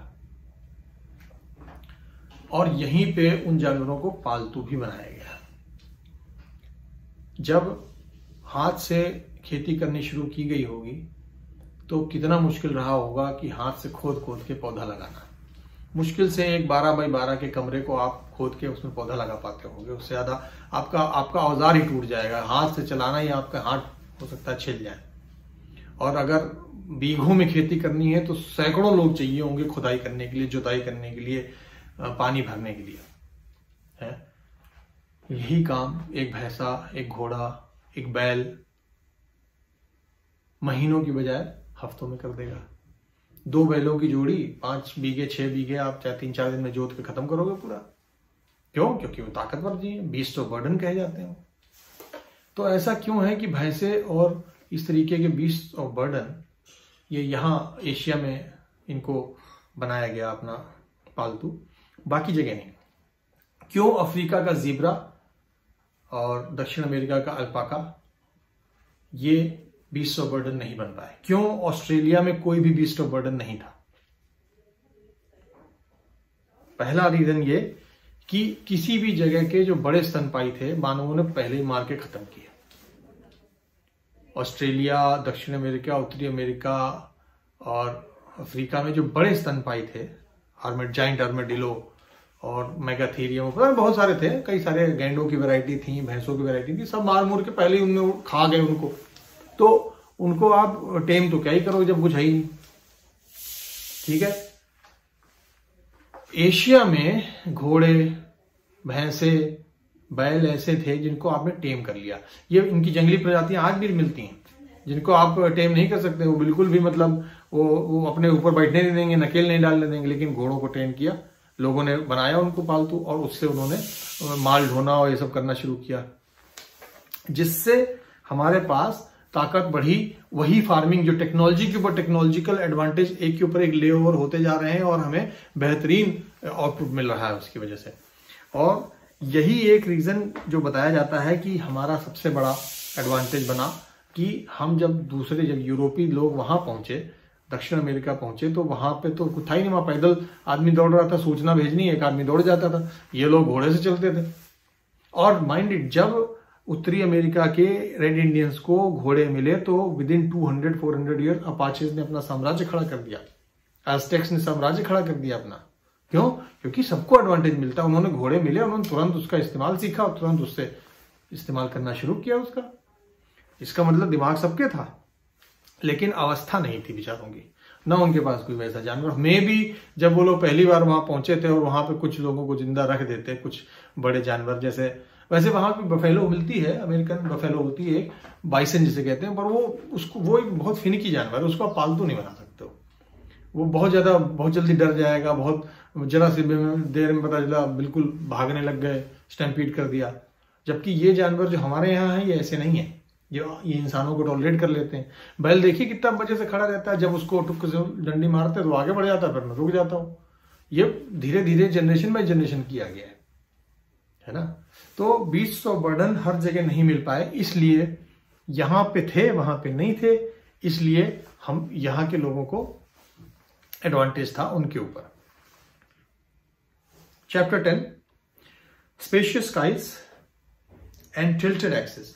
मेरे हिसाब से जो सबसे महत्वपूर्ण आर्गुमेंट जो इन्होंने दिया है जैरेड डायमंड में, वो ये है कि चैप्टर 10 वाला आर्गुमेंट कि एशिया ऐसे चौड़ाई में है, बाकी दक्षिण अफ्रीका ऐसा चौड़ाई कम है, ऐसे वाला नॉर्थ साउथ वाला ज्यादा है। अमेरिका चौड़ाई कम है, दक्षिण अमेरिका की तो और कम है, ऊपर नीचे ज्यादा है, ऊपर से नीचे ज्यादा है। एशिया ऐसे है, ऑल्दो हम ऊपर नीचे भी हैं, लेकिन हमारा जो सबसे उपजाऊ हिस्सा है वो लंबी पट्टी की तरह है, east to west, west to east पट्टी की तरह है। और चूंकि धरती ऐसे घूमती है, मतलब ईस्ट टू वेस्ट घूमती है, ना कि नॉर्थ साउथ ऐसे ऐसे चक्कर काटती है सूरज के, है ना। समझने की कोशिश कीजिए, ये सूरज है और धरती यहाँ पे ऐसे घूम रही है, ठीक है। तो ऐसे जो घूम रही धरती, जो सबसे उपजाऊ हिस्सा है वो एशिया का हिस्सा आ रहा है। हमेशा सूरज का चक्कर है, बहुत ज्यादा कोर टेम्परेचर उतना ज्यादा नहीं, बहुत ज्यादा आप ये देखोगे माइल्ड टेम्परेचर, एक जैसा टेम्परेचर मिल रहा है, यानी यही अगर धरती को ऐसे की जगह आप ऐसे कर दो, मतलब ये कि अब एशिया ऐसे सीधे सीधे हो गया और अमेरिका और साउथ अमेरिका ऐसे, मतलब वेस्ट टू ईस्ट हो गए। तो जेरेड डायमंड का आर्गुमेंट ये है कि अगर ऐसा हुआ होता तो शायद अमेरिका और साउथ अमेरिका में टेक्नोलॉजी का एडवांसमेंट और उसका ट्रांसफर ज्यादा आसान होता और वो ज्यादा कैपेबल बनते इधर से उधर जाने के।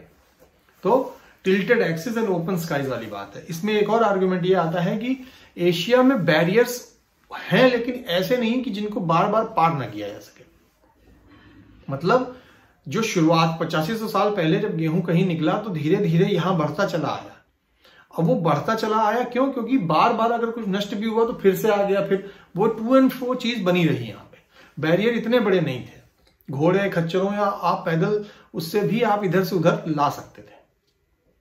जबकि अमेरिका में, दक्षिण अमेरिका और उत्तरी अमेरिका दोनों में ही ये नहीं, कहीं जंगल बहुत ज्यादा, कहीं पहाड़ बहुत घने, कहीं रेगिस्तान इतना बड़ा कि आपने जो किया है वो वहीं पे है, उसके बाद इधर जा ही नहीं पा रहा।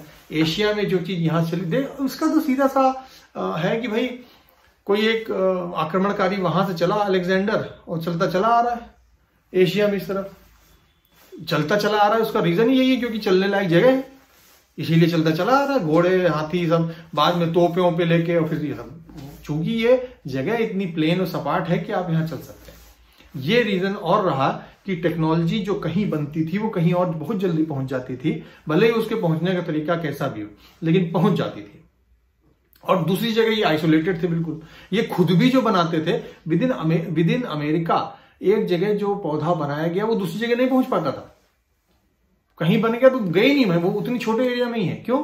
क्योंकि वो इधर से उधर क्रॉस ही नहीं कर पाते थे, ना उनके पास बीस्ट ऑफ बर्डन थे। आदमी लेके कितना चले गए, आज जो लेके चलता तो खुद ही खा जाता था वहां पहुंच के। अब मान लो मुट्ठी भर अनाज लेके पहुंचे भी तो उन्होंने कहा इसका करें क्या, उनने वहां में बना खिला दिया। खेती करने के बजाय भाई 10 किलो मान लो मक्का ले गए, जर्नी है 1 महीने की, 10 किलो मक्का खत्म करके खा के वहां पहुंचे। 100 ग्राम मक्का उन्होंने दे दिया कि लो हम लाए आपके लिए। उन्होंने कहा क्या करें इसका, तो लो उसे बना खा लिया है ना। तो एशिया में ये हुआ कि खच्चरों में, घोड़ों पे लाद के कैसे भी करके सामान की आवाजाही, टेक्नोलॉजी की आवाजाही, ट्रेड रूट्स बने रहे। इन कॉन्टिनेंट्स पे नहीं बन पाए, जिनकी वजह से यहाँ के मानवों को वो एडवांटेज कभी नहीं मिला जो कि एशिया और यूरेशिया, यूरोप के मिक्स एडवांटेज को जो यहाँ मिला।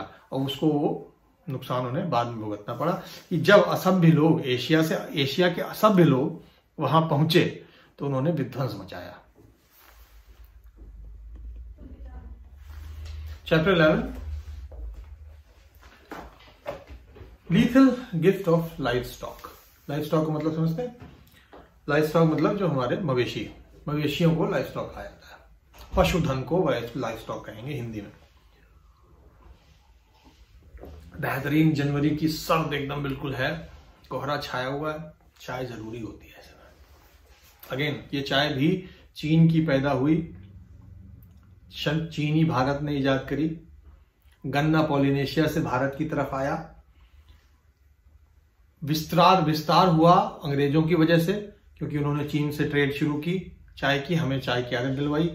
अब यहां से वहां चाय इधर जा रही है। तो एशिया का ये फायदा है कि इस कप में जनरेशंस के लोगों की मेहनत है। जस्ट बिकॉज ये एक सिंगल कॉन्टिनेंट है और यहां इधर से उधर इंफॉर्मेशन और टेक्नोलॉजी और सामान पहुंचने में ज्यादा दिक्कत नहीं होती है। तो चीयर्स। हाँ, lethal gift of life stock. अब चूंकि पहले ही हमारे पास लाइफ स्टॉक आ गया, गाय भैंसे भेड़े बकरी सब आ गया, कम से कम ऑस्ट्रेलिया, अफ्रीका और इन जगहों से तो पहले ही आए, तो ये अपने साथ समस्याएं भी लाते हैं। बीमारियां जंप करती हैं, गाय की बीमारी, घोड़े की बीमारी, बकरी की बीमारी और दूसरे मुर्गियों की बीमारी जंप करती इधर से उधर। हमारे अंदर जंप आई, हमारी बहुत जनरेशन में मर गई, मानवों की, एशिया के लोगों की बहुत जनरेशन मरी होंगी।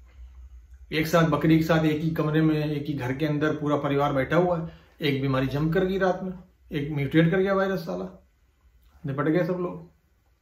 लेकिन कुछ बच गए, उनके अंदर इम्यूनिटी आ गई। वो इम्यूनिटी उन्होंने बाकी जनरेशन को दी। धीरे धीरे एशिया की जनरेशन्स इम्यून होती चली गई बहुत सी ऐसी बीमारियों के जो जानवर हमें दे सकते हैं।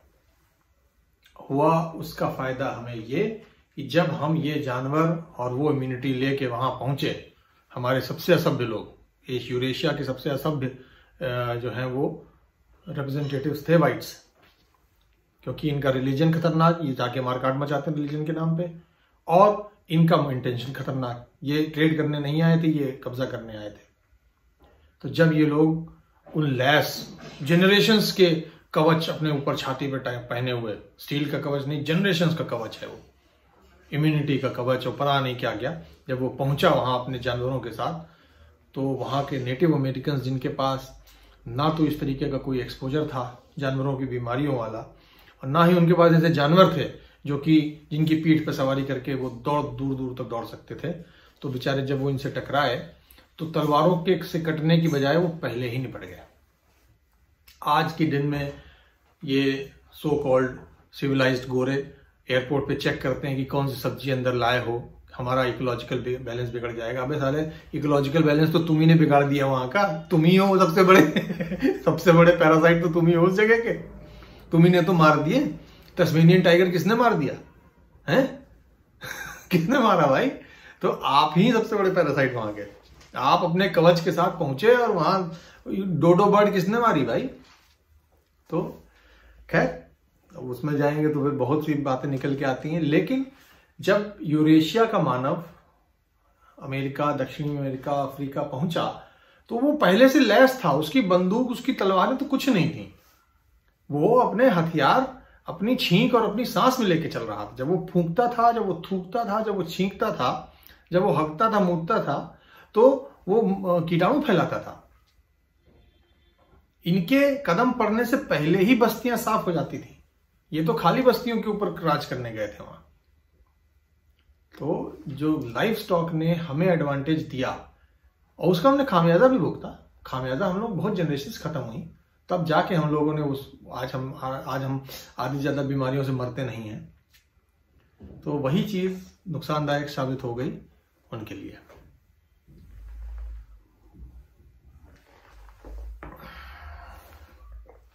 Chapter 12, blueprints and borrowed letters. बहुत ही इंपॉर्टेंट आविष्कार मानव सभ्यता को विकास की ओर अग्रसर करने के लिए, वो है इंफॉर्मेशन के आदान प्रदान को लिख लेना। किसी भी तरीके की इंफॉर्मेशन को लिख पाना, और वो इंफॉर्मेशन ऐसे लिखना कि एक दूसरे लोग समझ जाएं, सिर्फ आपके अपने लिए नहीं है वो, ये सिस्टम डेवलप कर लेना। ये यूरेशिया के लोगों ने बहुत अच्छी तरीके से किया, इतनी अच्छी तरीके से किया कि आप मान भी नहीं, आप मतलब अंदाजा नहीं लगा सकते हैं। और इसका एग्जाम्पल ये है कि जब हिंदुस्तान में ग्रंथ लिखे जा चुके थे, आधे से ज्यादा दुनिया में लोग सही से भाषाएं तक निर्मित नहीं कर पाए थे। मतलब उनकी भाषा लिखना तो छोड़ो, उनकी भाषा में ग्रामर तक नहीं था, बोल लेते थे लेकिन ग्रामर नहीं थी। चीन की भाषाएं, मेडिटेरेनियन की भाषाएं, पूरे यूरोप में और इधर एशिया में जो भी है, क्योंकि हमारी ज्योग्राफिकल लोकेशन ऐसी थी कि हम कोई भी टेक्नोलॉजी इधर से उधर हो जाती थी तुरंत, तो ये राइटिंग की टेक्नोलॉजी भी हमें मिली। राइटिंग में एक अलग ही साइंस है राइटिंग, और इस पर बहुत रिसर्च की गई है। तो जब आप पीछे जाते हो तो इंडो यूरोपियन और मतलब इस तरीके की भाषाओं में आप देखोगे कि संस्कृत, इंडो यूरोपियन भाषाएं, ब्राह्मी भाषा, ब्राह्मी लिपि, और चाइना की जो लिपि है, ये दो डिस्टिंक्ट लिपियां हैं जिनको माना गया है कि ये उभर के आई हैं। अफ्रीका में, यूरोप, दक्षिण अमेरिका ये था ही नहीं। नंबर का, लिखने का कोई प्रावधान ही नहीं था। क्लिक्स ऐसे करके भाषाएं अफ्रीका में इनमें ऐसे करके बोलते हैं, इसको कैसे लिखोगे? कम्युनिकेशन हो जाता है लेकिन प्रोग्रेस नहीं होती है। इस पाइथागोरस थ्योरम समझाओ, इसमें बताओ कि प्लेन कैसे ऊपर उड़ता है, या इंटरनेट के तार कैसे जुड़ेंगे एक दूसरे से। तो जो पूरा राइटिंग सिस्टम यूरेशिया में डेवलप हुआ, जिसमें अब चूंकि मैं बहुत डिटेल में नहीं जाऊंगा, लेकिन बतख को यह बोल के बताया जा सकता है कि बतख का चित्र बना दिया तो बतख है, और इंग्लिश में डक लिख के या हिंदी में बतख लिख के भी बताया जा सकता है। लेकिन इंग्लिश का डक तभी आप समझोगे बतख है जब आपको मालूम है कि उस चीज को ऐसे इन अक्षरों से लिखते हैं, है ना। इजिप्ट में हायरोग्लिफिक्स चलते थे, एग्जैक्टली चित्र छाप देते थे उसी चीज का, बतख का ही। बहुत उसको आप रिप्रेजेंटेशन नहीं कर सकते, बहुत सी चीजों को नहीं कर सकते, उसमें लिमिटेशन है उस सिस्टम की। लेकिन एशिया में वो डेवलपमेंट हुए एक के बाद एक, जिसमें हम लोगों ने लेटर्स और नंबर्स एंड अल्फाबेट्स पे काम करना शुरू किया, ग्रामेटिकल रूल्स बनाए। अब उस कॉम्बिनेशन से किताबें, ग्रंथ लिखे जाते हैं। संस्कृत के ग्रंथ हैं 4-5 वेद लिखे गए 5000 साल पुराने, just because we started denoting sounds with certain scribbles and then developed some grammatical rules to implement it. और उससे हमारे पास ये नॉर्थ अमेरिका में, दक्षिण अमेरिका में है ही। पॉलिनेशिया में 2500 भाषाएं हैं, छोटे छोटे द्वीपों की हर एक की अपनी अलग भाषा, लेकिन लिखने का कोई तरीका नहीं। तो अपने में जिनको मालूम है वो तो कम्युनिकेट कर लेते हैं, लेकिन आगे नहीं बढ़ पाते हैं उसमें कुछ, और वो खत्म भी होती जा रही है। जैसे जैसे लोग खत्म होते जा रहे हैं वैसे वैसे कुछ वहां पे क्रिश्चियन मिशनरीज खत्म किए दे रहे हैं, वो अंग्रेजी सिखा सबको, और कुछ वो भाषाएं ही इतनी ऐसी हैं कि मॉडर्न उसमें काम ही नहीं करती हूं। तो अगेन फार्मिंग के ऊपर लाइफ स्टॉक के ऊपर जर्म्स के ऊपर हमारी technological advantage of writing, and एक के ऊपर एक पाइलअप होता जा रहा है। सोचिए आप, जब यूरोपियंस वहां बंदूक लेके पहुंचे तो वो सिर्फ बंदूक नहीं थी उनके पास बहुत कुछ था, लिखने का, बोलने का। जो बाइबल लेके पहुंचे, बाइबल जैसे वहां को था ही नहीं, प्रिंटेड बाइबल लेके पहुंच गए। बताओ, imagine the technological difference there, and why we had that advantage, because कहीं पे छपाई शुरू हुई, कहीं पे लिखाई शुरू हुई। सो कॉल्ड यूरोपियंस अपने आप को कहते हैं कि हमने प्रिंटिंग प्रेस बनाई, लेकिन लिखना पढ़ना तो बहुत पहले भारत, चीन में पहले शुरू हो चुका था। कहीं ना कहीं हम लोग हम प्रिंटिंग प्रेस नहीं करते, लेकिन कॉपी तो बनाते ही थे, पत्थरों पे तो लिखते ही थे, है ना। तो कहने का मतलब यह है कि जब टेक्नोलॉजी हम लोग एक के ऊपर एक पढ़ते जा रहे हैं, यहां से वहां तुरंत किसी ने हमला किया, तुरंत टेक्नोलॉजी मिल जाती थी। किसी ने कोई मशीन बनाई, एक जगह हमला हुआ, दोनों सीख लिया, अरे यार ये मशीन लेकर इसका कार्ड निकालो तुरंत। तो जब इतना टेक्नोलॉजी ट्रांसफर होगा तो आपके पास जाहिर सी बात एडवांटेज होगा। और ये बेचारे सब आइसोलेशन में पड़े हुए थे, तो जब वो आइसोलेशन टूटा और उन लोग दिखे, जो डिसएडवांटेज इन्हें बहुत पहले ही हो गया कि खेती देर लेट शुरू हुई, खेती के बाद टेक्नोलॉजी, पालतू जानवर नहीं मिले, उस डिसएडवांटेज की वजह से ये उसमें भी पड़े रहे कि पढ़ाई लिखाई या लिखने का काम भी बहुत लेट शुरू हुआ। उतना उस हद तक नहीं बढ़ा आगे जितना कि यहां पे एशिया में बढ़ गया था। लाइफ स्टॉक की वजह से इनकी इम्यूनिटी नहीं थी। हो सकता है इम्यूनिटी होती और तब ये यूरोपियन से लड़ते तो ये मार भगाते उनको, लेकिन इम्यूनिटी थी ही नहीं, क्या कर सकते हैं भाई। नेसेसिटीज मदर, चैप्टर 13, बहुत इंपॉर्टेंट चैप्टर मेरे हिसाब से। अक्सर हम लोग कहते हैं कि क्यूरियोसिटी नहीं, necessity is the mother of invention. मतलब अगर जरूरत है तो इन्वेंशन होगा। मैं इसके सख्त खिलाफ हूं, ऐसा बिल्कुल नहीं होता है। जरूरी नहीं है कि जरूरत हो तो इन्वेंशन हो जाएगा। जरूरत पे काम चलाया जाता है, इन्वेंशन नहीं किया जाता है। इसका एग्जाम्पल यह है कि भारत में बिजली की कमी सबसे ज्यादा थी। भारत में पेट्रोल नहीं बनता है, पेट्रोल हम बाहर से खरीदते हैं, लेकिन बैटरी वाली गाड़ियां अमेरिका ने बनाई। सबसे ज्यादा बैटरी वाली गाड़ियां वहीं चलना शुरू हुई, जबकि जरूरत हमारी ज्यादा थी। हम पेट्रोल बाहर से खरीद लेते, हमारे यहां किसी ने काम नहीं किया उस पर। तो necessity is not the mother of invention, curiosity is the mother of invention.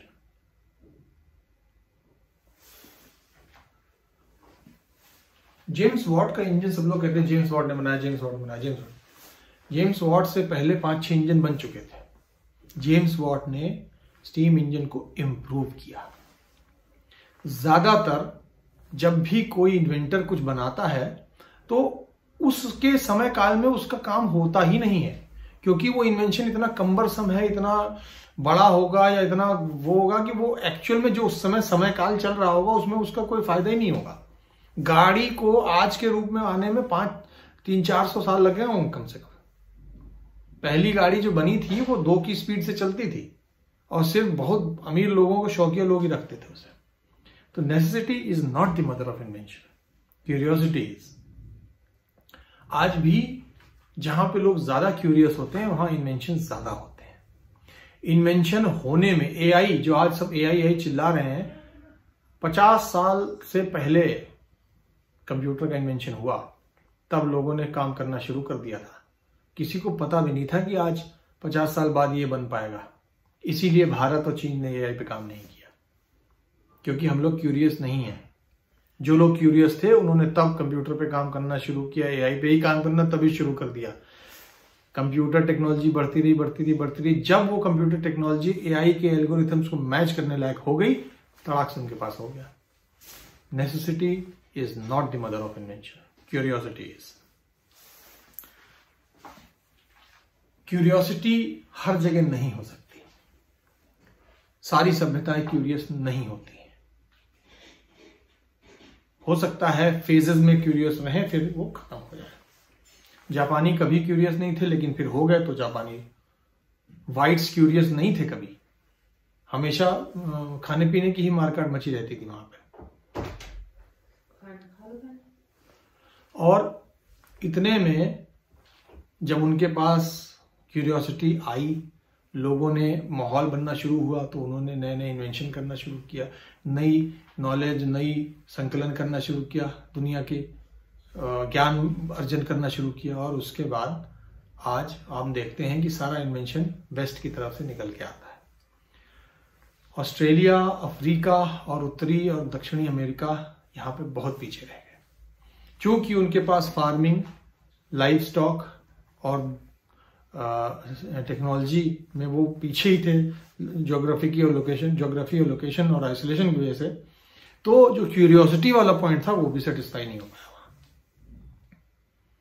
कि जब स्टीम इंजन और स्टील ही नहीं है तो स्टीम इंजन कहां बनाओगे।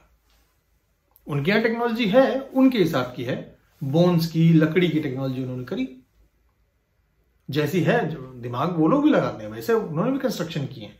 लेकिन यहां वाले नहीं हुए, क्योंकि यहां पे ओवरलैपिंग, एक के ऊपर एक टेक्नोलॉजी बिल्डअप होती चली जा रही थी। और यही कारण था कि वहां के लोग जब पहली बार देखे कि यार इसने मेटल का कटोरा सर पे क्यों ले रखा है, तो उसे नहीं मालूम था कि ये हेलमेट है, ये तीर से बचाता है ना। क्योंकि वॉरफेयर यहां बहुत पहले से था, यहां सब एक दूसरे को मार ही काट रहे थे।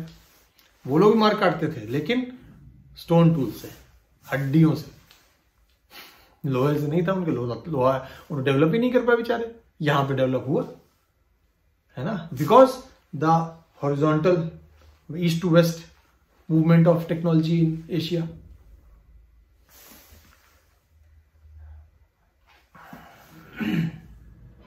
Chapter 14, from egalitarianism to kleptocracy. एक और बहुत महत्वपूर्ण डेवलपमेंट जैरेड डायमंड के अनुसार जो एशिया में हुआ और अमेरिका, अफ्रीका और ऑस्ट्रेलिया महाद्वीप में नहीं हुआ, वो ये था जटिल सरकारी व्यवस्थाओं का, क्या कहेंगे उसे, आविष्कार। पॉलिनेशिया में 500-600 साल पहले तक छोटी सोसाइटी 150-200 घरों की, उसका एक चीफ जो कि खुद भी काम कर रहा है, और जब जरूरत पड़ती है एल्डर्स मिलके बैठते हैं, कुछ डिसीजन लेते हैं और फिर वापस अपने अपने काम पे लग जाते हैं। गांव की पंचायत टाइप का पूरी व्यवस्था चल रही थी। बहुत अच्छी चलती है व्यवस्थाएं, बहुत अच्छी भी लगती हैं। सिस्टम बहुत सुचारू रूप से चलता है, सभी को नियम मालूम होते हैं। जब नियम का उल्लंघन होता है किसी, तो वो मिलते हैं, जो भी पनिशमेंट देना है वो दिया जाता है, फिर वापस अपने काम पे लग जाते हैं। किंतु जब यही चीज गांव से शहरों तक न जा पाए, शहर से नगर और बड़े साम्राज्यों तक न बढ़ पाए, मतलब ब्यूरोक्रेसी ना हो, राजशाही ना आए, तब क्या होता है? तब वो होता है जो अमेरिका, अफ्रीका और ऑस्ट्रेलिया में हुआ।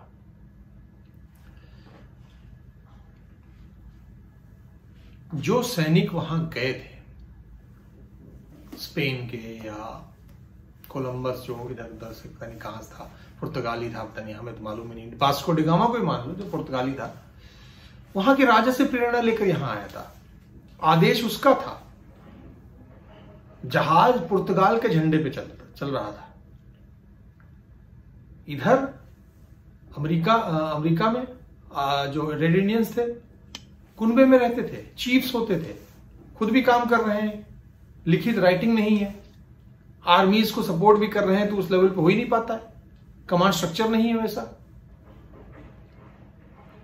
छोटे छोटे साम्राज्य हैं। यहां पे साम्राज्य ऐसे भारत में बोलते थे, एक बड़ा राजा, फिर छोटा राजा, फिर मनसबदार, और फलाना, और फिर नगर कोतवाल, और ये वो गांव का रिप्रेजेंटेटिव जो दरबार में जाएगा। Development of this kind of bureaucracy and kleptocracy also resulted in Asians having an edge over other people, maybe primarily from Americas and Africa and Australia. Polynesia का भी यही हाल है। अभी 1000 साल पहले तक वहां पे कुछ था ही नहीं, धीरे धीरे बनना शुरू हुए थे। कुछ कुनबे मिलके एक बड़ा चीफ बनने की बना लिया। वो चीफ फिर राजमहल में रहता है, उस चीफ का ही सारी धरती है, उसने सबको दे रखी है कि तुम यहाँ खेती करो, तुम यहाँ खेती, उससे कुछ हिस्सा टैक्स कर लिया और फिर टैक्सेशन से गवर्नमेंट चलाई। ये भी एक डेवलपमेंट है, बहुत बड़ा डेवलपमेंट है, हर जगह नहीं होता है। जहां जहां नहीं होता है वहां दिक्कत होती है। वहां पे जब वो लोग पहुंचते जिनके पास ये सब है, तो उनके पास बहुत क्लियर माइंडसेट होता है कि हम यहाँ ये करने आए, हम इस राजा के अनुयायी हैं, हम इसके प्रति वफादार हैं, और उसने ये आदेश दिया जो हमें करना है। नहीं था विचारों के पास। नतीजा ये, जो एक 2-3 साम्राज्य थे भी, इनकन और एस्टेक्स, वो जब भिड़े तो उनके बीमारियों में ही निपट गए वो। तो लेयर बाय लेयर एशिया में टेक्नोलॉजी एक के ऊपर एक बढ़ती रही। तो जो पैकेज तैयार हुआ यहाँ टेक्नोलॉजी का, यहाँ के इंसान के पास बिल्कुल डिफरेंट पैकेज था वो। जब वो उन लोगों से जुड़ा जो कि अभी भी 2000, 5000, 10,000 साल पुराने अवस्था में जी रहे थे, तो यहाँ वाला व्यक्ति तो बिल्कुल क्या ही बताएं, उसके लिए तो अलग ही लेवल पे था, पहुंच गया था वो। तो ये एक बहुत बड़ा रीजन रहा जिससे कि एशिया या यूरेशिया के लोगों ने दूसरे कॉन्टिनेंट, आइसोलेशन, उनकी सबसे बड़ी दिक्कत क्या, वो आइसोलेटेड थे। जो यहां पे हो रहा था उन्हें पता ही नहीं चल रहा था, और जो खुद उनके यहां हो रहा था वो भी एक दूसरे में नहीं शेयर कर पा रहे थे। आइसोलेशन में रहना सबसे बड़ा खतरनाक खतरा है। आइसोलेशन में रहोगे, एक ना एक दिन विध्वंस हो जाएगा, सभ्यता नष्ट हो जाएगी, कुल समाप्त हो जाएंगे। आइसोलेशन में नहीं रहना चाहिए किसी को। आप सबसे मिलिए जुलिए बहुत ज्यादा नहीं, लेकिन आसपास क्या हो रहा है, अंदर हमेशा वो एक्सप्लोरर वाली क्या भेजते रहो, सब तरफ देखो कौन कहां क्या है, जानकारी मिलती रहनी चाहिए। ये बेचारे आइसोलेशन में फंस गए, इसीलिए नाश हो गया इनका। Part 4 of the book. अब इसमें Yali's people, how China became Chinese, speed boat to Polynesia, hemispheres colliding, how Africa became black, who are the Japanese, मतलब किसी पर्टिकुलर छोटे जैसे चाइना में सब चाइनीज ही क्यों है, चाइना मतलब तिब्बत तिब्बत मिला के नहीं, जो सिर्फ हान चाइनीज है। चाइना ऐसे ऐसे है ना, तो इसमें तिब्बत सिंचियान ये सब नहीं, तिब्बत हटा, तिब्बत तो अलग है पूरा, तिब्बत पे तो कब्जा कर रखा चाइना ने, ठीक है। हान चाइनीज वाला एरिया जो है उसको समझाते हुए कि ये पूरा एक जैसा क्यों है। कहाँ गए यहाँ के दूसरे लोग जो अफ्रीकी दिखते थे, कहाँ गए जापान के वो लोग जो अफ्रीकी मूल जैसे दिखते थे, अब सब वो एशियन वाले क्यों दिखते हैं। तो इन आखिरी के चैप्टर्स में इन्होंने ये समझाया है कि किस तरह जहां पे एक जैसे लोग दिखे हैं उन्होंने किस तरह दूसरे लोगों को विस्थापित किया, वो लोग आके बस गए, उसके बाद उसमें उनकी चूंकि एक जैसे थे तो एक भाषा, एक सब कुछ, एकता हुई, गवर्नमेंट स्ट्रक्चर बने, जिसकी वजह से वो सभ्यता हजारों साल तक चलती रही उनकी। आखिरी के पार्ट 4 में यही समझाया गया है। अफ्रीका के साथ भी इन्होंने बताया कि अफ्रीका में सिर्फ ब्लैक्स नहीं रहते हैं, कोहिसान पीपल रहते हैं, बुशमैन रहते हैं, 5-6 डिफरेंट तरीके के मतलब पिंकिश स्किन वाले लोग दिखेंगे, ब्लैकिश स्किन वाले लोग दिखेंगे, अलग अलग तरीके के लोग दिखते हैं। लेकिन एक जैसे लोगों का साम्राज्य कैसे बनता है? तो जो अफ्रीका के ब्लैक्स थे उन्होंने खेती इजाद भी करी और सीखी भी, और वो बढ़ना शुरू हुए, पूरे अफ्रीका में फैले। उसकी वजह से वो पूरे अफ्रीका में एक छत्र राज स्थापित करे अपना, क्योंकि खेती थी। खेती के साथ वो जहां जहां गए, जहां जहां उनकी खेती सपोर्ट हुई, वहां वहां वो पहुंच गए, वहां वहां उनको मालूम था हमें अपनी पॉपुलेशन कैसे बढ़ानी। That the technology package that they had already, they started implementing that just like a software patch, एक के बाद एक इंस्टॉल करते चले जा रहे हैं। उसी जगह बुशमैन नहीं कर पा रहे थे, वो वहीं रहते थे कालाहारी डेजर्ट में, अलग अलग छितर गए, थोड़ा फिर वो मिक्स हो गया अलग पॉपुलेशंस में, कहीं उनसे बच्चे पैदा हुए एक साथ मिलके, तो पता चला वो एक उसी पॉपुलेशन का हिस्सा हो गया। तो इस आखिरी के 4 चैप्टर्स में इन्होंने ये बताया है कि कैसे पॉपुलेशन एक दूसरे को विस्थापित करती हैं, जो जहां पे विस्थापित होती है या कर पाई, किसी को खदेड़ भगाया या कब्जा कर लिया या घुल मिल गए उनके साथ, तो वो एक एडवांटेज के साथ आते हैं, इसलिए कर पा रहे हैं ऐसा। और जितना एडवांटेज ज्यादा होता है उतना ज्यादा वो कर पाते हैं उस चीज को। इसी के साथ मेरा ये रिव्यू पूरा खत्म हो। काफी बड़ा मैंने रिव्यू बनाया, मुझे लगा कि ये किताब डिजर्व करती है। इस किताब के आखिरी के पन्नों में फर्दर रीडिंग्स में भंडार है, किसी भी चैप्टर में जो इन्होंने बातें लिखी हैं उनको वेरीफाई करने का, और उस चैप्टर में आगे पढ़ते रहने का। अनेकों लेखक, उनकी लिखी किताबों के नाम हैं। इस किताब से शुरू करके आप एक पूरी लाइब्रेरी खड़ी कर सकते हैं, इतनी बढ़िया चीज है। थोड़ा बहुत मैं ये कहूंगा कि जैरेड डायमंड ने यहाँ पे जो भी कहा अपने तर्क वितर्क से कहा, कई बार उनका खंडन भी किया गया है। कुछ खंडन उनका जायज है, और बाकी मैं कहूंगा कि खंडन ऐसा नहीं है कि उनके तर्क सारे खराब भी नहीं है। और उसका रीजन मैं ये बताता हूं कि जिन्होंने खंडन किया है उनका, वो भी व्हाइट्स है। जो पराजित है, जो पीड़ित है, उसने खंडन नहीं किया। अफ्रीकी लोगों ने किताब नहीं लिखी, ब्लैक्स ने लिखी किताब इसका खंडन करते हुए। ऑस्ट्रेलियन एबोरिजिनीज ने इसका खंडन करने में कोई किताब नहीं लिखी। रेड इंडियंस ने वहां के इसका खंडन नहीं किया। उन्हीं के समकालिक दूसरे जो व्हाइट रिसर्चर्स हैं उन्होंने इसका खंडन किया है। Where are the people, the oppressed, who would one day rise up and write books on this, replying no, this was the reason that we were subjugated by you. Where are they? White ही लिख रहा है कि क्यों white अच्छा है, white ही लिख रहा है कि नहीं सब बराबर, व्हाइट ही लिख रहा है कि नहीं हम तो दुनिया पे कर लेंगे, व्हाइट ही कह रहा नहीं ऐसा नहीं ये है। Where are others? यहां पे मैं भारत का भी बात बताना चाहूंगा। भारत 150 साल अंग्रेजों के अंदर रहा, 200 साल नहीं बोल रहा हूं, 150 साल रहा है, 150 साल रहा, 100 साल उनके रानी के अंडर, और उसके बाद 100 भी नहीं, 1857 में शिफ्ट हो गई थी, और 1947 80 साल था बस वो। तो 150 साल भारत अंग्रेजों गुलाम रहा। आज एक अंग्रेज यहां नहीं मिलता है। 1947 के बाद धूम धड़ाक भाग गए थे, लेकिन अफ्रीका के हर जगह साले बसे हुए हैं। अब ऑस्ट्रेलिया में बसे हुए हैं, नॉर्थ अमेरिका, दक्षिण अमेरिका, सब जगह बसे हुए हैं। क्यों? भारत में क्यों नहीं बस पाया? कहां से, क्यों तुम बोरिया बिस्तरा, क्यों मिडिल ईस्ट से बोरिया बिस्तरा उठा चले गए हैं? अभी मोस्ट रिसेंट हांगकांग से सबको भगा दिया गया, सब निकला है। तो ऐसा नहीं है कि सब कुछ उन्होंने ही किया है, या गोरे ही जो सब कुछ करते आ रहे हैं वही सब कुछ चलेगा, बाकी तो सब हमसे सबक ले सकती है दुनिया, भारतीयों से, चीनियों से, कि देखो कैसे भगाया जाता है इनको।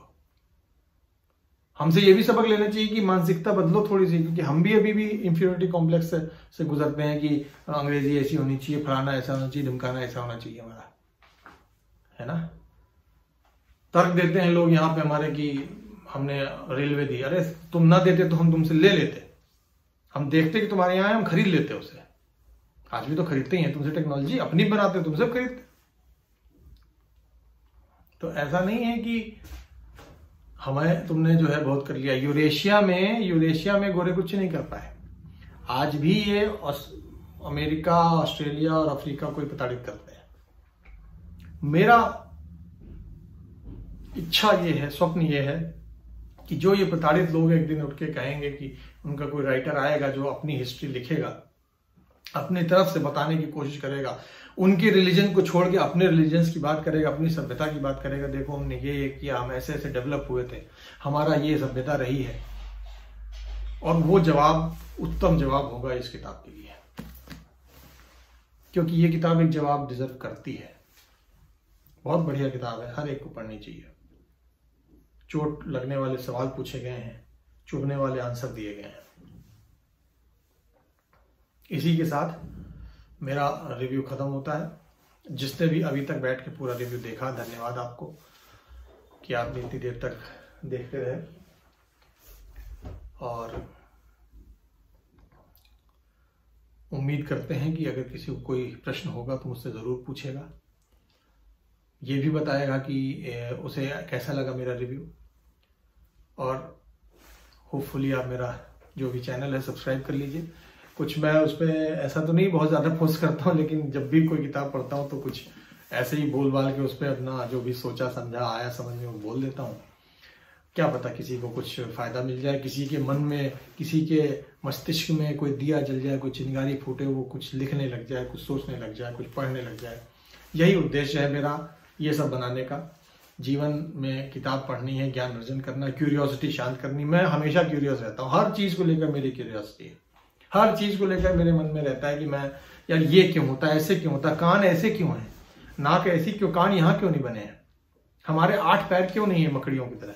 मेरे दिमाग में कभी सवाल खत्म नहीं होते, सवाल उबजते हैं, मैं उनका आंसर देता हूँ, खुद ही को देता हूँ, रिसर्च करता हूँ, दूसरों ने क्या लिखा, पढ़ा, हाँ नहीं यार तुम्हारा आंसर गलत है, इसका सही है। ज्ञान अर्जन इसी को कहते हैं।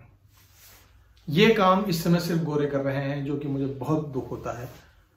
हमें भी करना चाहिए। हमारे गुरुओं ने वेद लिखे, बहुत कुछ हमारे पुराने लोगों ने किया, हम लोग उन्हीं को बस रटते रहते हैं। ये वेद वेद वेद वेद, आगे लिखिए, 6वां वेद लिखिए, 7वां वेद लिखिए, 5वां वेद लिखिए, नई नई विद्याओं की रचना कीजिए, क्यूरियोसिटी को बढ़ने दीजिए अपने बच्चों में, सब में।